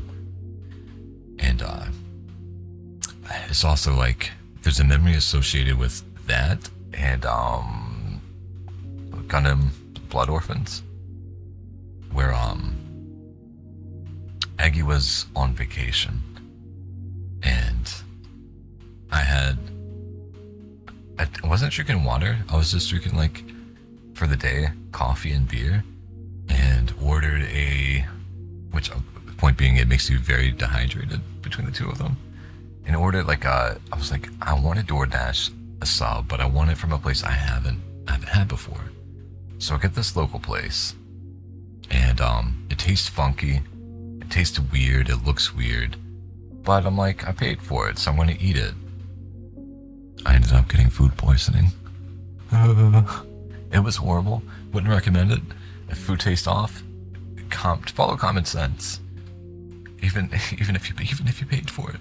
It was a horrible night, and the next day was horrible as well. Hated it. 0 out of 10. Lesson learned. As you stated. Learning a lesson, mistakes, and all that. This is one of them. Not the way that you meant, but it's one all the same. He used Sage Jutsu, and used Hashirama 1000 armed statue, but instead of wood, it was made out of. Oh, okay, I know who you're talking about. He has red hair, right? And carries like a big gourd. Instead of hands on the 1000 arms, it was sand snake heads firing a beam each. If you know what Gaara can do with every Sanjutsu he knows, very strong. Mm-hmm. But how did you translate that into D&D? Or did your DM allow you to kind of make your own spin on, I guess that would be a monk class? My favorite one, Itori Jimi, my hero. I started watching My Hero, and I very much enjoyed it. I think it was like the first 2 seasons. We actually went and saw the movie in theaters. That's when I became not a fan. Maybe it was the second movie that they had, I think. It was the one where they did Dragon Ball Z stuff, and I hated it because I was like, no, I'm not going to get locked into this. I hated it. And I stopped watching it. Eggy still watched it.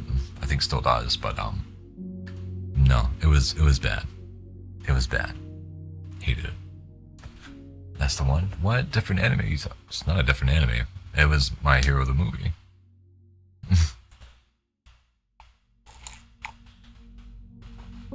It let me down, so I stopped watching it. And I've heard it's gotten actually like really good. Oh, okay. I just saw My Hero. My bad. My bad. I thought it was a character, like a new character in My Hero that I haven't gotten to meet. The only one I remember, I don't know the name, or I know the name, but it escapes me. The bunny girl from My Hero.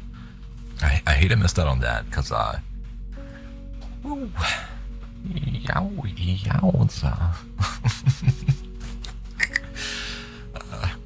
You can check that out. I don't know if I'll remember.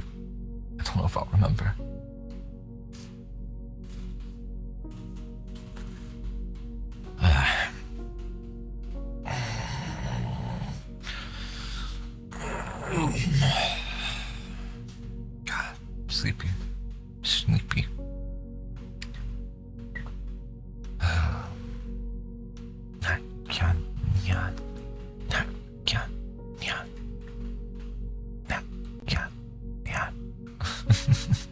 Love the name so much. Thanks for having coffee with me. Indeed, too, Yowza. I said what I said. He let me make a duo class with a homebrew shinobi class and a monk for hand-to-hand combat. But the chakra natures he knew was wind, earth, fire, water. And with all those nature comes a lot of releases, like wood release. Okay. Hell yeah. Well, that sounds interesting.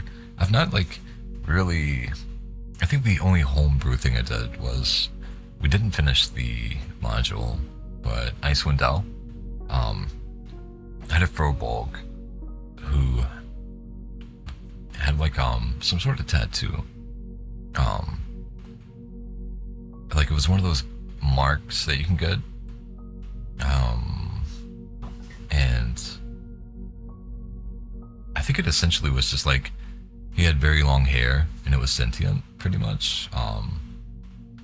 So it would have been OP, right? If I could do a bunch of stuff with it, but we got it scaled to where it was essentially for flavor.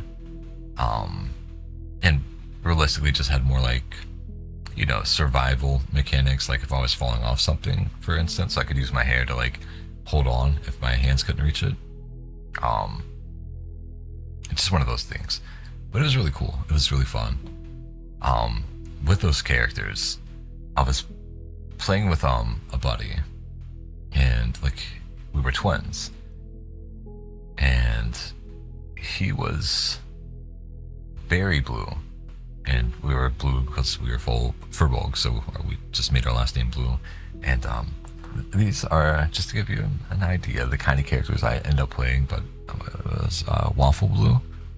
And we just raised a lot of chaos, so much so that he decided to kill off his character. So I was like, okay.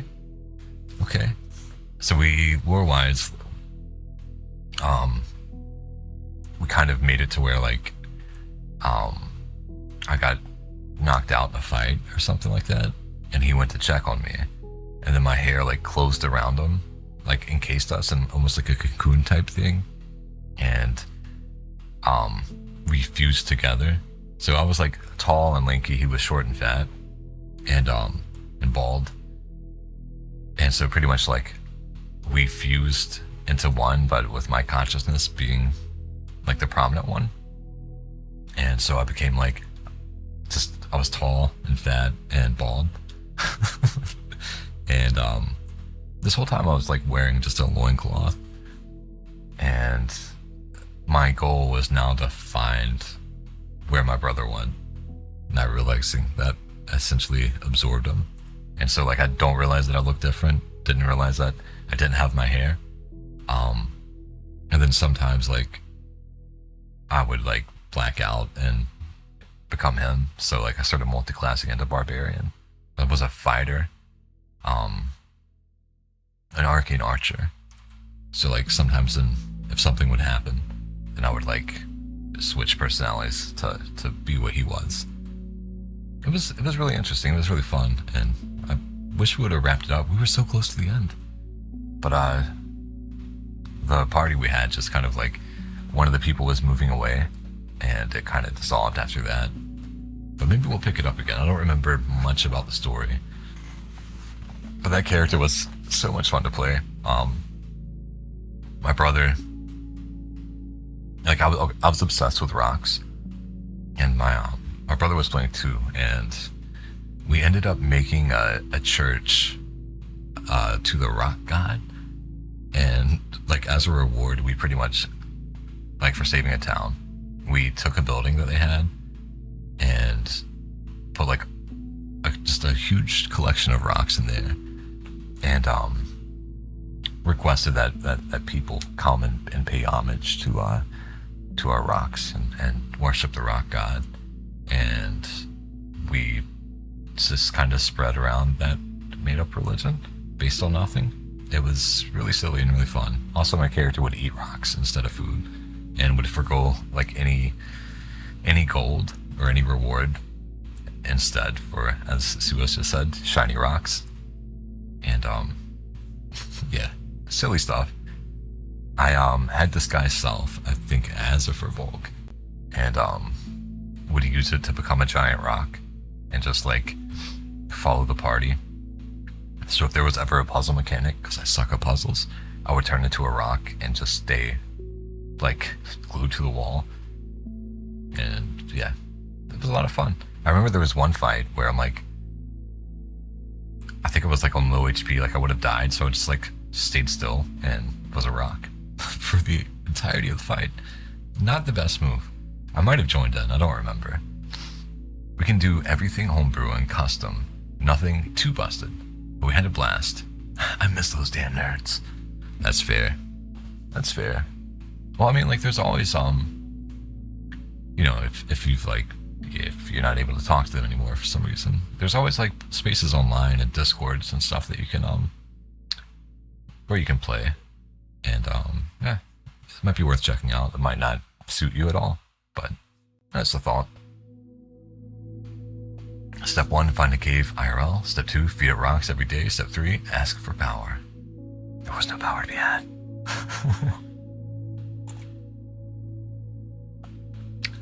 One of the moves that made a lot of newer players fear my character was a custom jutsu named Sand Style Drying Desert. It would replace the human body water inside the body with sand.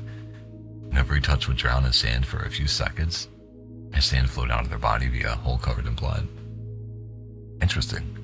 That sounds, yeah, again, as Sue says, metal. It is pretty metal. I like it. It's nice. It's nice.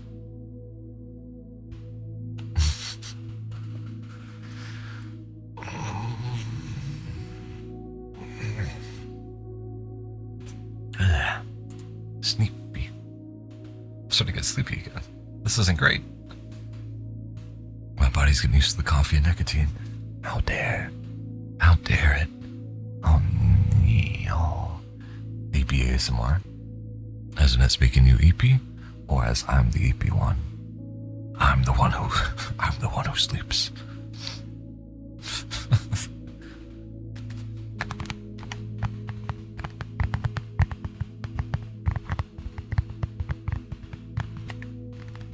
Are you feeling more oriented and awake still?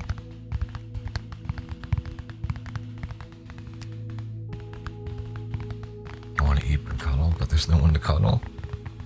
It'd be like that sometimes. But it's okay. It's okay. back at your desk. Yay! That doesn't mean that you're feeling reoriented and awake. It just means you're moving. Such a good mover. Yeah. It's as I thought. Oh well. Maybe you will.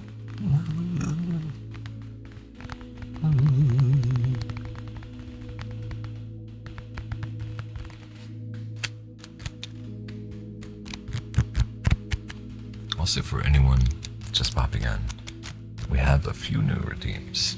I don't know if they're ones you're interested in, but there you go. There you go.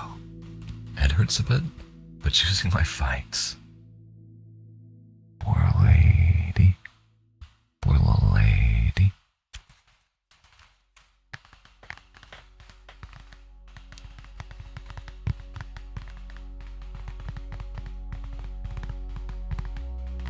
Did you get to hear the new ASMR yet?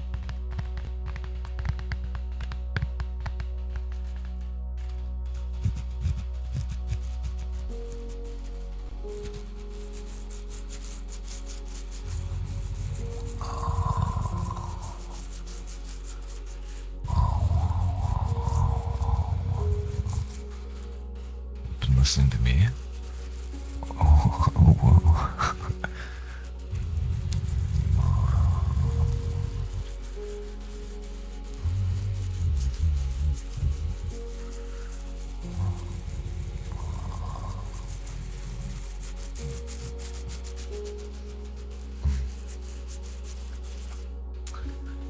Battling your brain, you drink 200 milligrams of caffeine. Who tracks their caffeine intake? I probably should. Yeah, I mean, if you feel like sleeping, go sleep. Your body might be wide awake though, so there's that. Yep, indeed. My character did eventually die, but he died a heroic death. Hit me with it. Hit me with it. And speaking of caffeine intake, I'll be right back to get more coffee.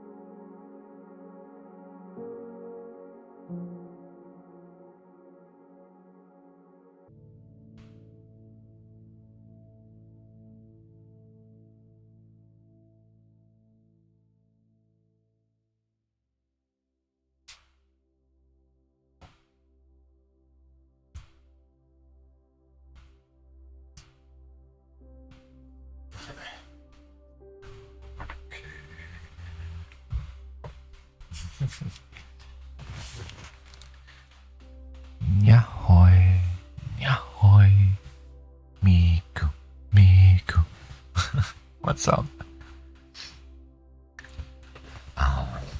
The Twitch is yes. It's on account of the coffee, actually. I'm overstimulated. Help. How are you doing today? How are you feeling? We've got new redeems since the last time you were in.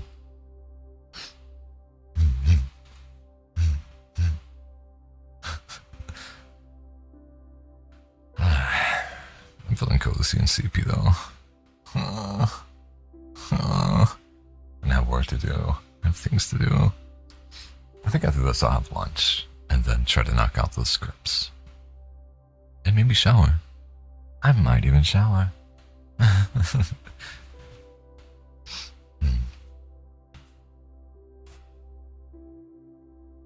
Probably be good for my septum to keep it cleaned and warm, maybe?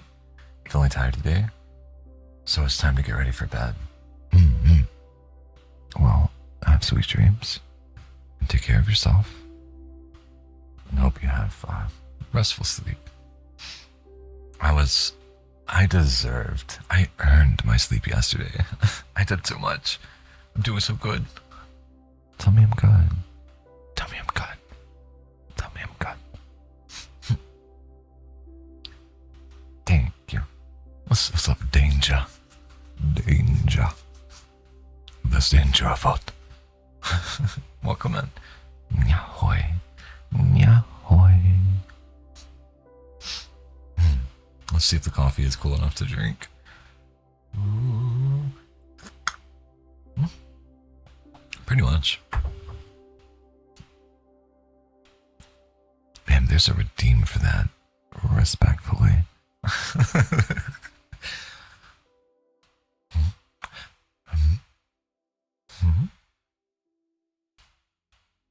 She's gonna get me first. She got me. Oh, she got me. How dare. Thank you. Thank you. Ooh, having coffee with me? I definitely read it as get good, which would be valid. Let's have a sip together, Danger.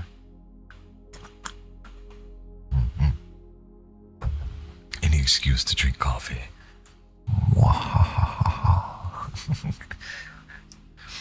Okay, here we go.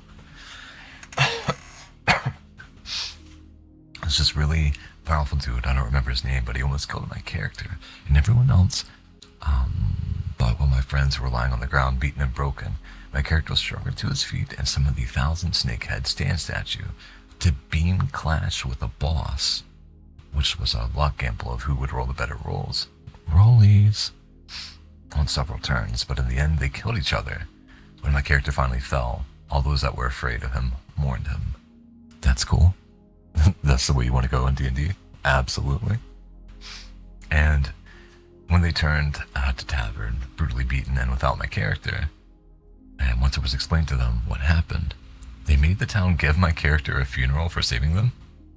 Well, listen, the town definitely should have done that anyway, so valid.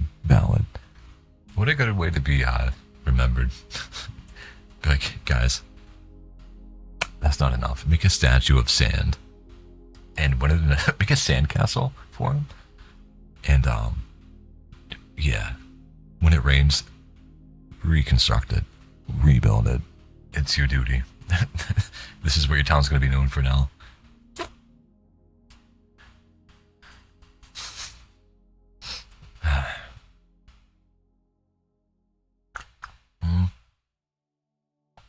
I think we're done with reading today.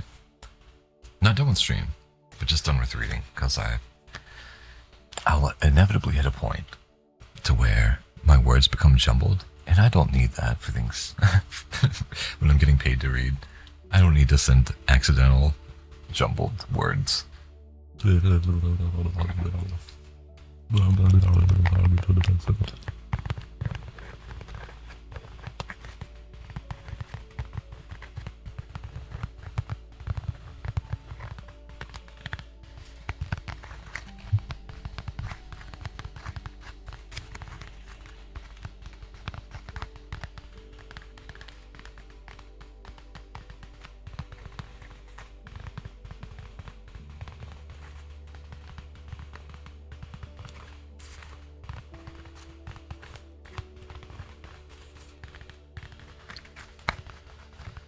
I like the sound. It does make me sleepy. I can hear everything through my headphones. And, ooh.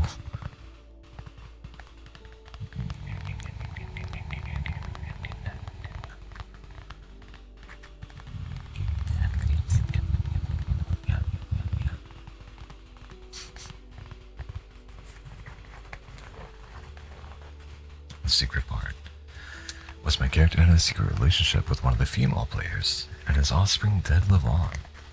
So in the end, Snoopy was left laughing. Oh yeah? Very nice.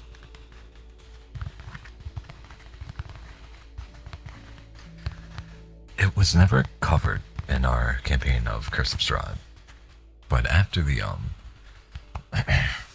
after they cut off my character, which again was warranted, I had a wife who, like, she was. I don't want to like spoil anything, but she went through some stuff, and it's like not even a character really. And was like emotionally scarred and had trauma and stuff. And so my character was very trauma laden as well. But we ended up getting married and caring for each other in our own way. But somebody ended up.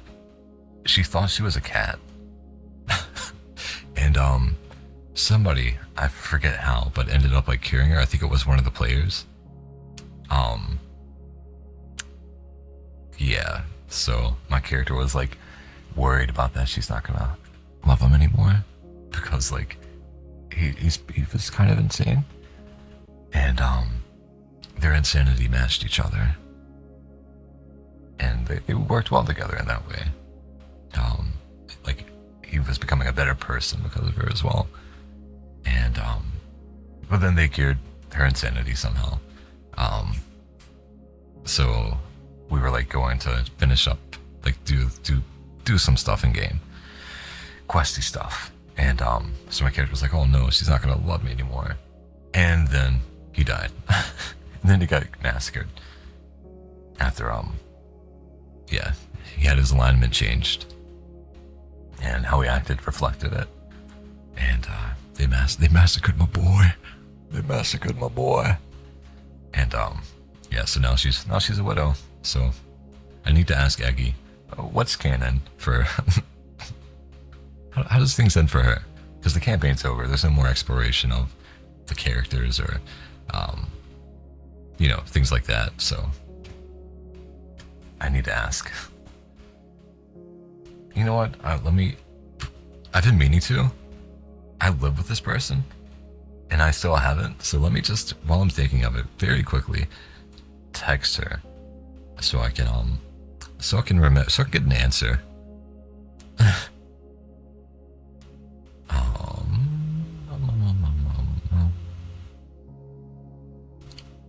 I don't know if she'll know instantly what I'm talking about, but I'm just gonna say, what happened to my wife? And we will clarify it later at lunch. Oh no, and I dropped my phone. Wonderful.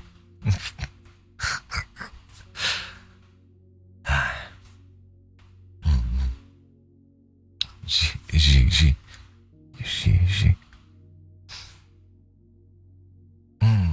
Did I put in? I know we talked about it yesterday. Spell it for me, Sue. Shifa. Please, because we'll add that to the to the redeems. Yes, I'm just gonna copy and paste that. So let me throw this up in the redeem list.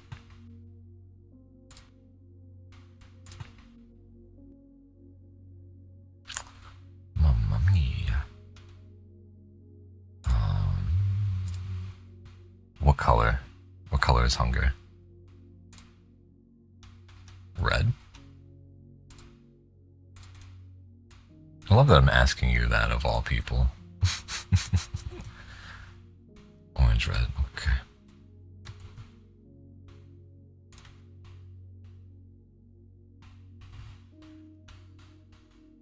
And what should we pay, or what should be the cost for it?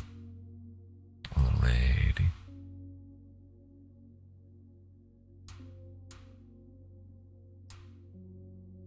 I want it more red than orange, but with just enough orange. Just saying that, in quotes, cutely, a few times in each mic. So like, yeah, like 2 or 3 times in each mic. I'll drink coffee while you deliberate. 1K, okay. As you wish. We can always change the price of redeems.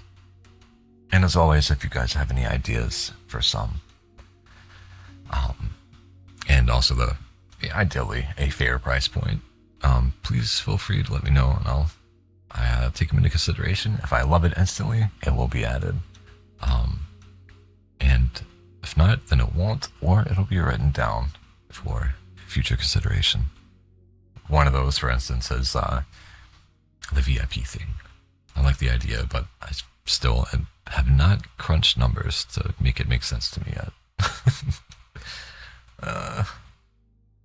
Well, it should be there, lady. It should be there. So, if ever you want to hear it for some reason more than normal.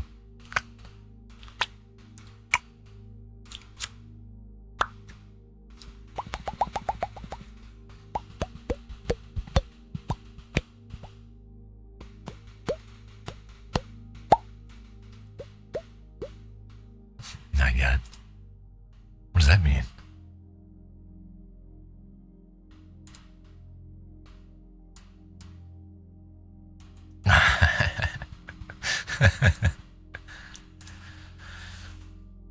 Shiva. Shiva. Shiva. Shiva. Shiva. Shiva.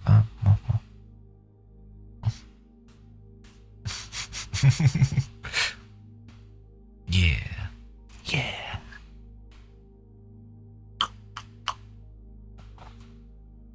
Little lab is coffee.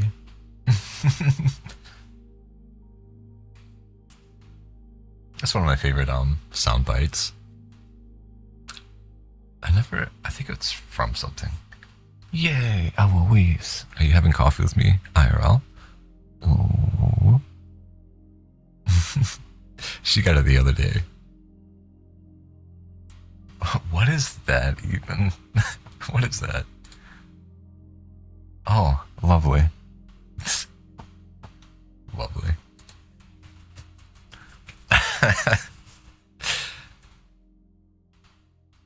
Is that a sarcastic mushroom? Or Neil? She's not missing anything. She heard it yesterday. It was... No. Stop. It was not.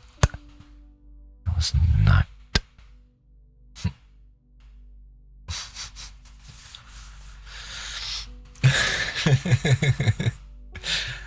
What? You what?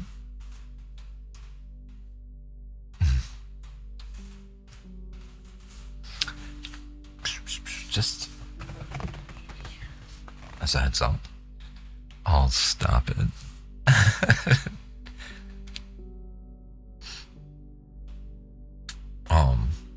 Just as a heads up, in a little bit we will be raiding a friend.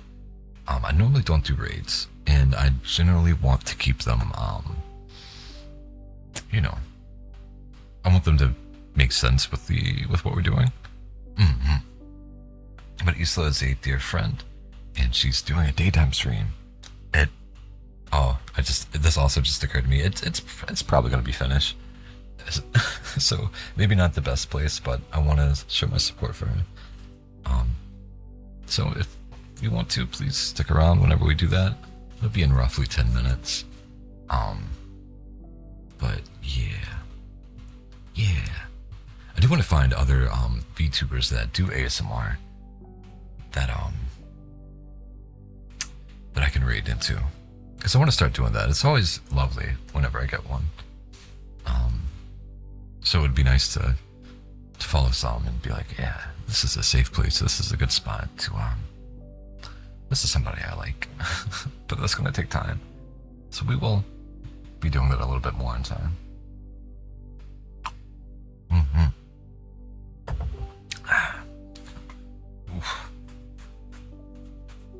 accent, randomly.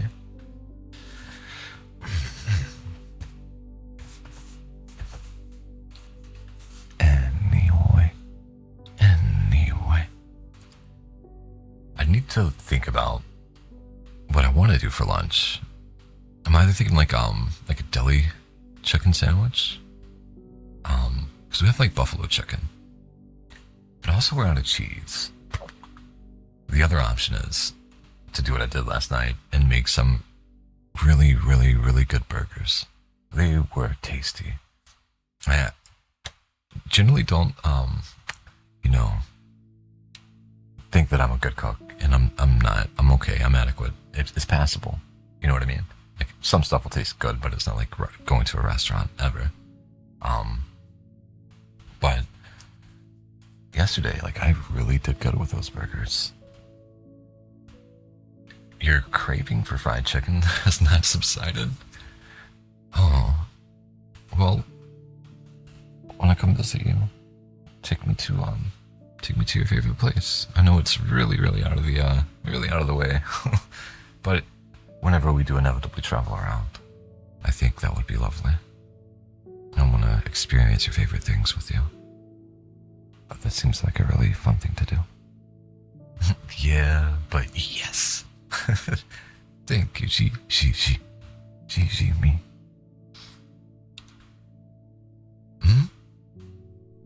Yay. Yay. Raclette. What is that again? A sandwich, right? Right? I forget. I know the word though. Melted cheese. Okay, yeah, okay. Blech. Melted cheese and potatoes.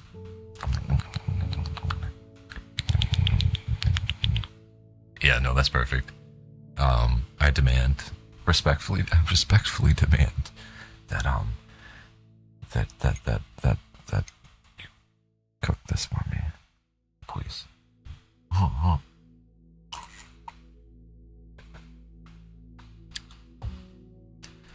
Only the best. Are you spoiling me? The answer is yes, always. I appreciate it, and I very much look forward to it.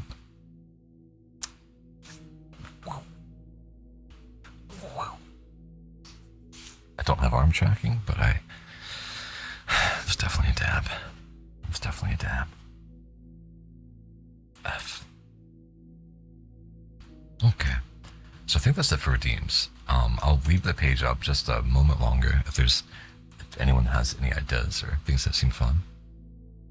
You haven't worked on your moves yet? We gotta touch tips. We gotta make that happen, lady. To be fair, it's something we'll have to practice in person, so it's okay. So, thank you very much, Danger. Blah, blah, blah, blah. It's very sweet. I appreciate you.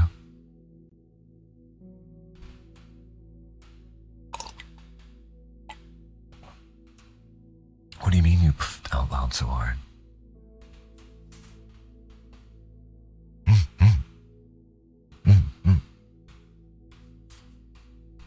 What are you puffing at? Oh, never mind. Never mind. Don't answer that. Yeah, no, I get it. Yeah. Listen, you saw the one that me and Garrett had from years ago. The interlocking dab.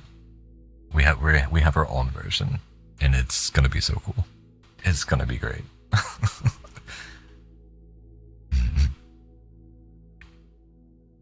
Yeah. Also, I'm not sure. Let me take that coffee. Think yourself how you doing, because I don't know.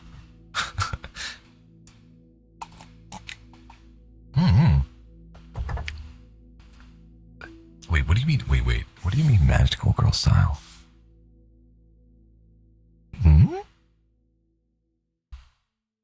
extending? Should we just finger guns it? Should we incorporate the dab that goes into like a finger guns at the top? And that's what we touch? Because that could be cool. We can put whatever style and flavor you want on it, lady.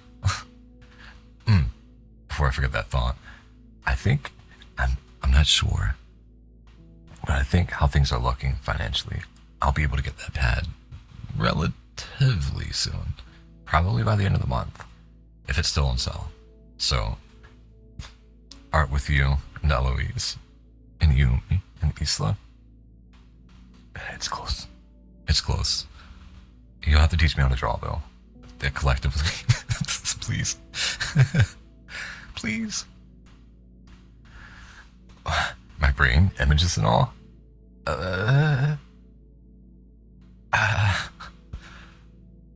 want to know what your mind is conjuring, hello, but also I'm deathly afraid. 4 follows from 100. Am I?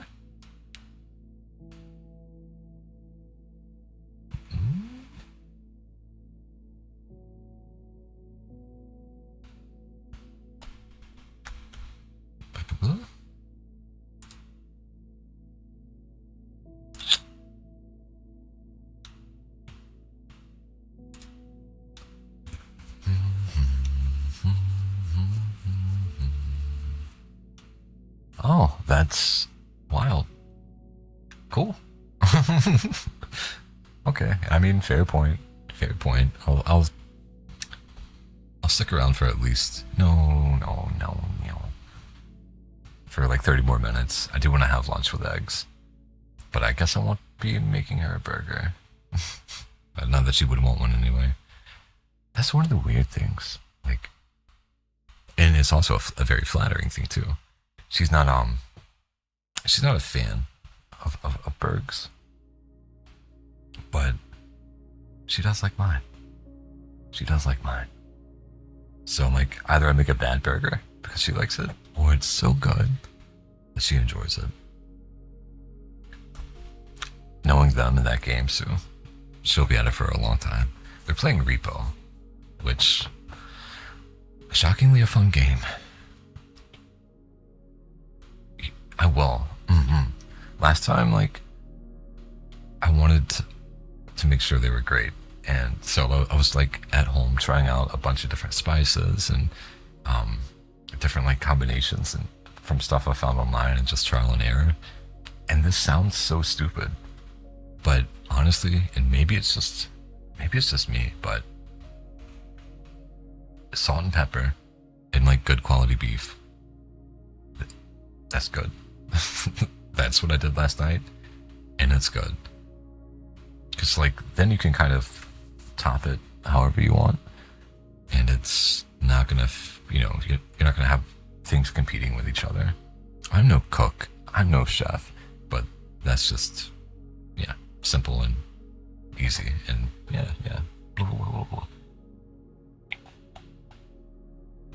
Also, I love like doing the little smash burgers, but I felt like it worked better with like a thicker patty. I'm not gonna rant about burgers for 15 minutes. We're not doing that. I would, absolutely, but maybe I shouldn't. Oh, I think that does settle, maybe time-wise, what I'm gonna do. Also, Eloise, what time will you be back from dinner? Is it 3?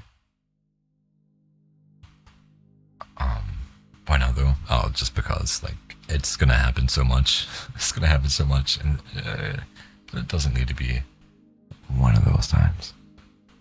Nyat.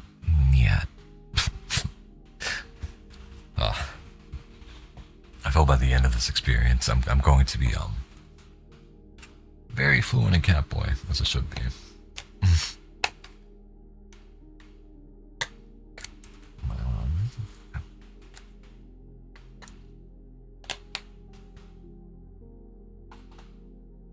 I think whenever I decide to quit these things, I think it's going to be really easy because I can just get the flavors that I eat in gum. So that'll be pretty handy. Just get spearmint and wintergreen. Yum, yum, yum, yum, yum, yum, yum. Get my daily amount of calories through gum alone.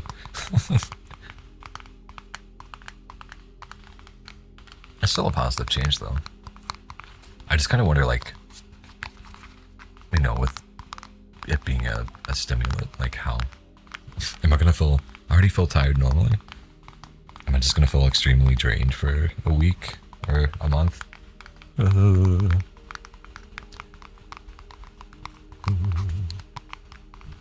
Be there at 2 p.m. I don't think she has that this week, but I'll double check. My plan is definitely to have lunch and to knock out the work that I need to get done. But I'll try to finish up at that time. I just like, it helps to have a time frame in mind. Because I also really want to write music today. I had like, last night, it sucked. It was one of those nights where you have like ideas for music, but you're like already in bed or about to lay down. So you're like, I can't do this. I'll just remember it in the morning. And I forgot. I very rarely write like indie rock stuff, but it was definitely like one of those indie rock riffs. And I was like, yeah, this will be good. I can do this. This seems like something I would write normally. But I've already forgotten it. And then this morning, I was really in black metal mode. Like, just musically. So maybe, I think that's where we're gonna land. But watch me not be able to find any good drum tracks. I was watching, don't know the band, it's, I think in German, and it's also probably like black metal spelling. But it was on Black Metal Promotion, there was a long concert, about 45-minute concert pretty much. Like, they were really great live. But yeah, what struck me as odd, but it's like kind of cool in a way.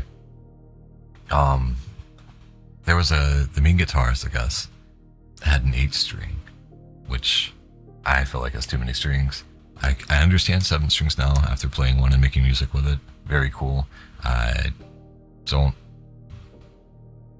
understand how an 8-string would work, like tuning wise. But it could be cool. I might enjoy it. I don't know. But they had an 8-string, and the other one had a 6-string, and the bassist had like your standard 4. In a way, I was like, that seems really cool. It seems like it could be pretty interesting. Like, I don't know. It was weird watching them to play live. And I wonder like how much of their stuff is like the other instruments, like that they recorded being played as well. Because it all sounded great, but from what I could see, both the guitarists were playing like lead harmonies. And I would assume the bass was just kind of holding down the rhythm. And I don't know if that's what I was hearing or if there was like just the whole album playing, as an accompaniment while they play. Which, yeah, could be cool. They had like a nice little stage, like outfit design too. It was pretty cool. But man, it had to be hot. That's one thing I if I ever did live music again, never gonna be those people that wear outfits and stuff. I don't know. You just go and play somewhere that's hot to play in summertime, and you're gonna be miserable. I love though that everyone were wearing these thick coats. Well, the drummer was like, "No, I'm playing metal drums. There's no way I can sustain this. I'm gonna be sweating through this long sleeve shirt as it is. You're not putting me in a coat."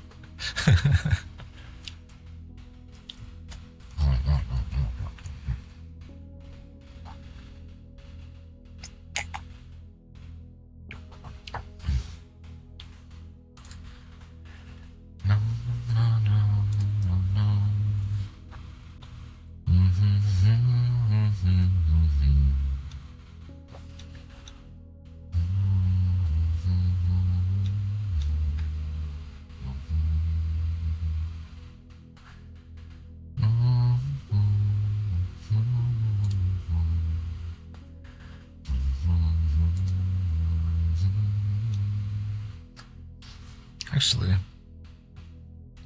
we'll worry about getting 100 tomorrow. I think today's been fun. I think today's been good. Thank you all for being here. Thank you for spending your time with me. And, yeah, that's great. The last metal concert I went to was underground. I lived in a super hot state. I feel you. I was like 100 degrees in there with no AC. The last live show I did with the last band I was in. I don't, despite like having worked in a factory and doing welding where it's extremely hot, like, did not do well. Did not do well performing in the heat. It was horrible. At the time, very, very out of shape. But we had to like lug all the gear on stage. And it's a very tiny, cramped stage. But it was outside, which I think was part of the problem. It felt nice indoors, but oof. But we traveled a couple of, well, a state away. And yeah, played. So like you throw in like performance anxiety with the heat, but also like it would be, I sustained this. It'd be very different if I was playing bass in a band, which I think ideally, if I ever started to join another one, that's what I'm gonna go for. But like being a front man, you gotta perform. And no, I sucked at it. I was not a good front man at all. Not at all. It was fun. I can say I did it and I had that experience, but oof, and especially doing like screaming and stuff. No way. No way. I'm definitely come to terms with like I can do solid metal vocals. Between like black metal, but I do tend to be more like old school death metal type. But yeah. Oof. Screaming's so difficult. I mean, screaming and doing it in a healthy way. Yeah. Yeah.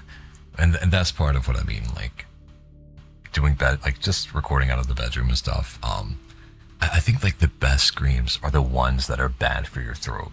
The ones that will hurt you. Just like because you can get so much more power and body behind it.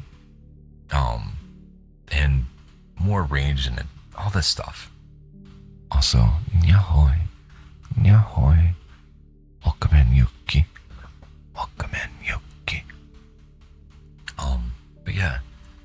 So like the stuff that I record at home, definitely not the best way to go about screaming. When I was on vacation, 2 weeks ago, my best bud had a 7-string guitar, and I had to write music with it. I think it's there on the Discord. The songs should be up there somewhere. But it was so much fun. Getting to both do that, write a song with my best bud as well, which we haven't done in the 15 years we've known each other, something like that. It was really cool to do that. And yeah. It was a blast. But point being, I literally shredded my throat recording vocals for 3 songs. It wasn't great, but the last one that I recorded was a like Vader style kind of thrash and death metal, but like, you know, just rather simplistic writing.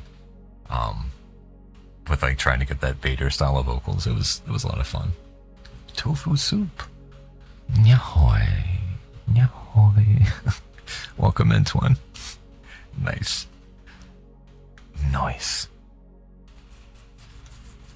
And thank you, Yuki. I appreciate it. I'm happy you like it. I'm very much into trying to create a space where everyone can be comfy and cozy. We generally do story reading here, but a mix of story and chatting and triggers. And right now we're stuck on chatting, which is fun. But my coffee is nearly done. I'm getting pretty hungry, so I'm gonna go eat and then stream. If you're just joining, It's okay. You didn't miss much. And I will be back tomorrow. I stream every day of the week, usually starting around 9 a.m. EST. That's generally my goal.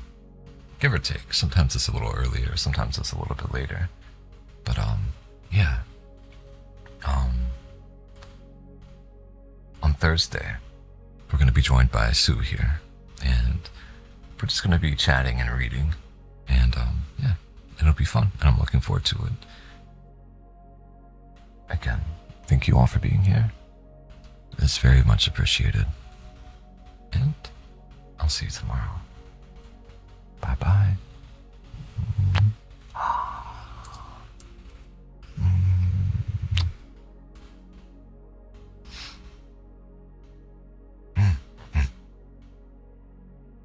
Let's go read Islam.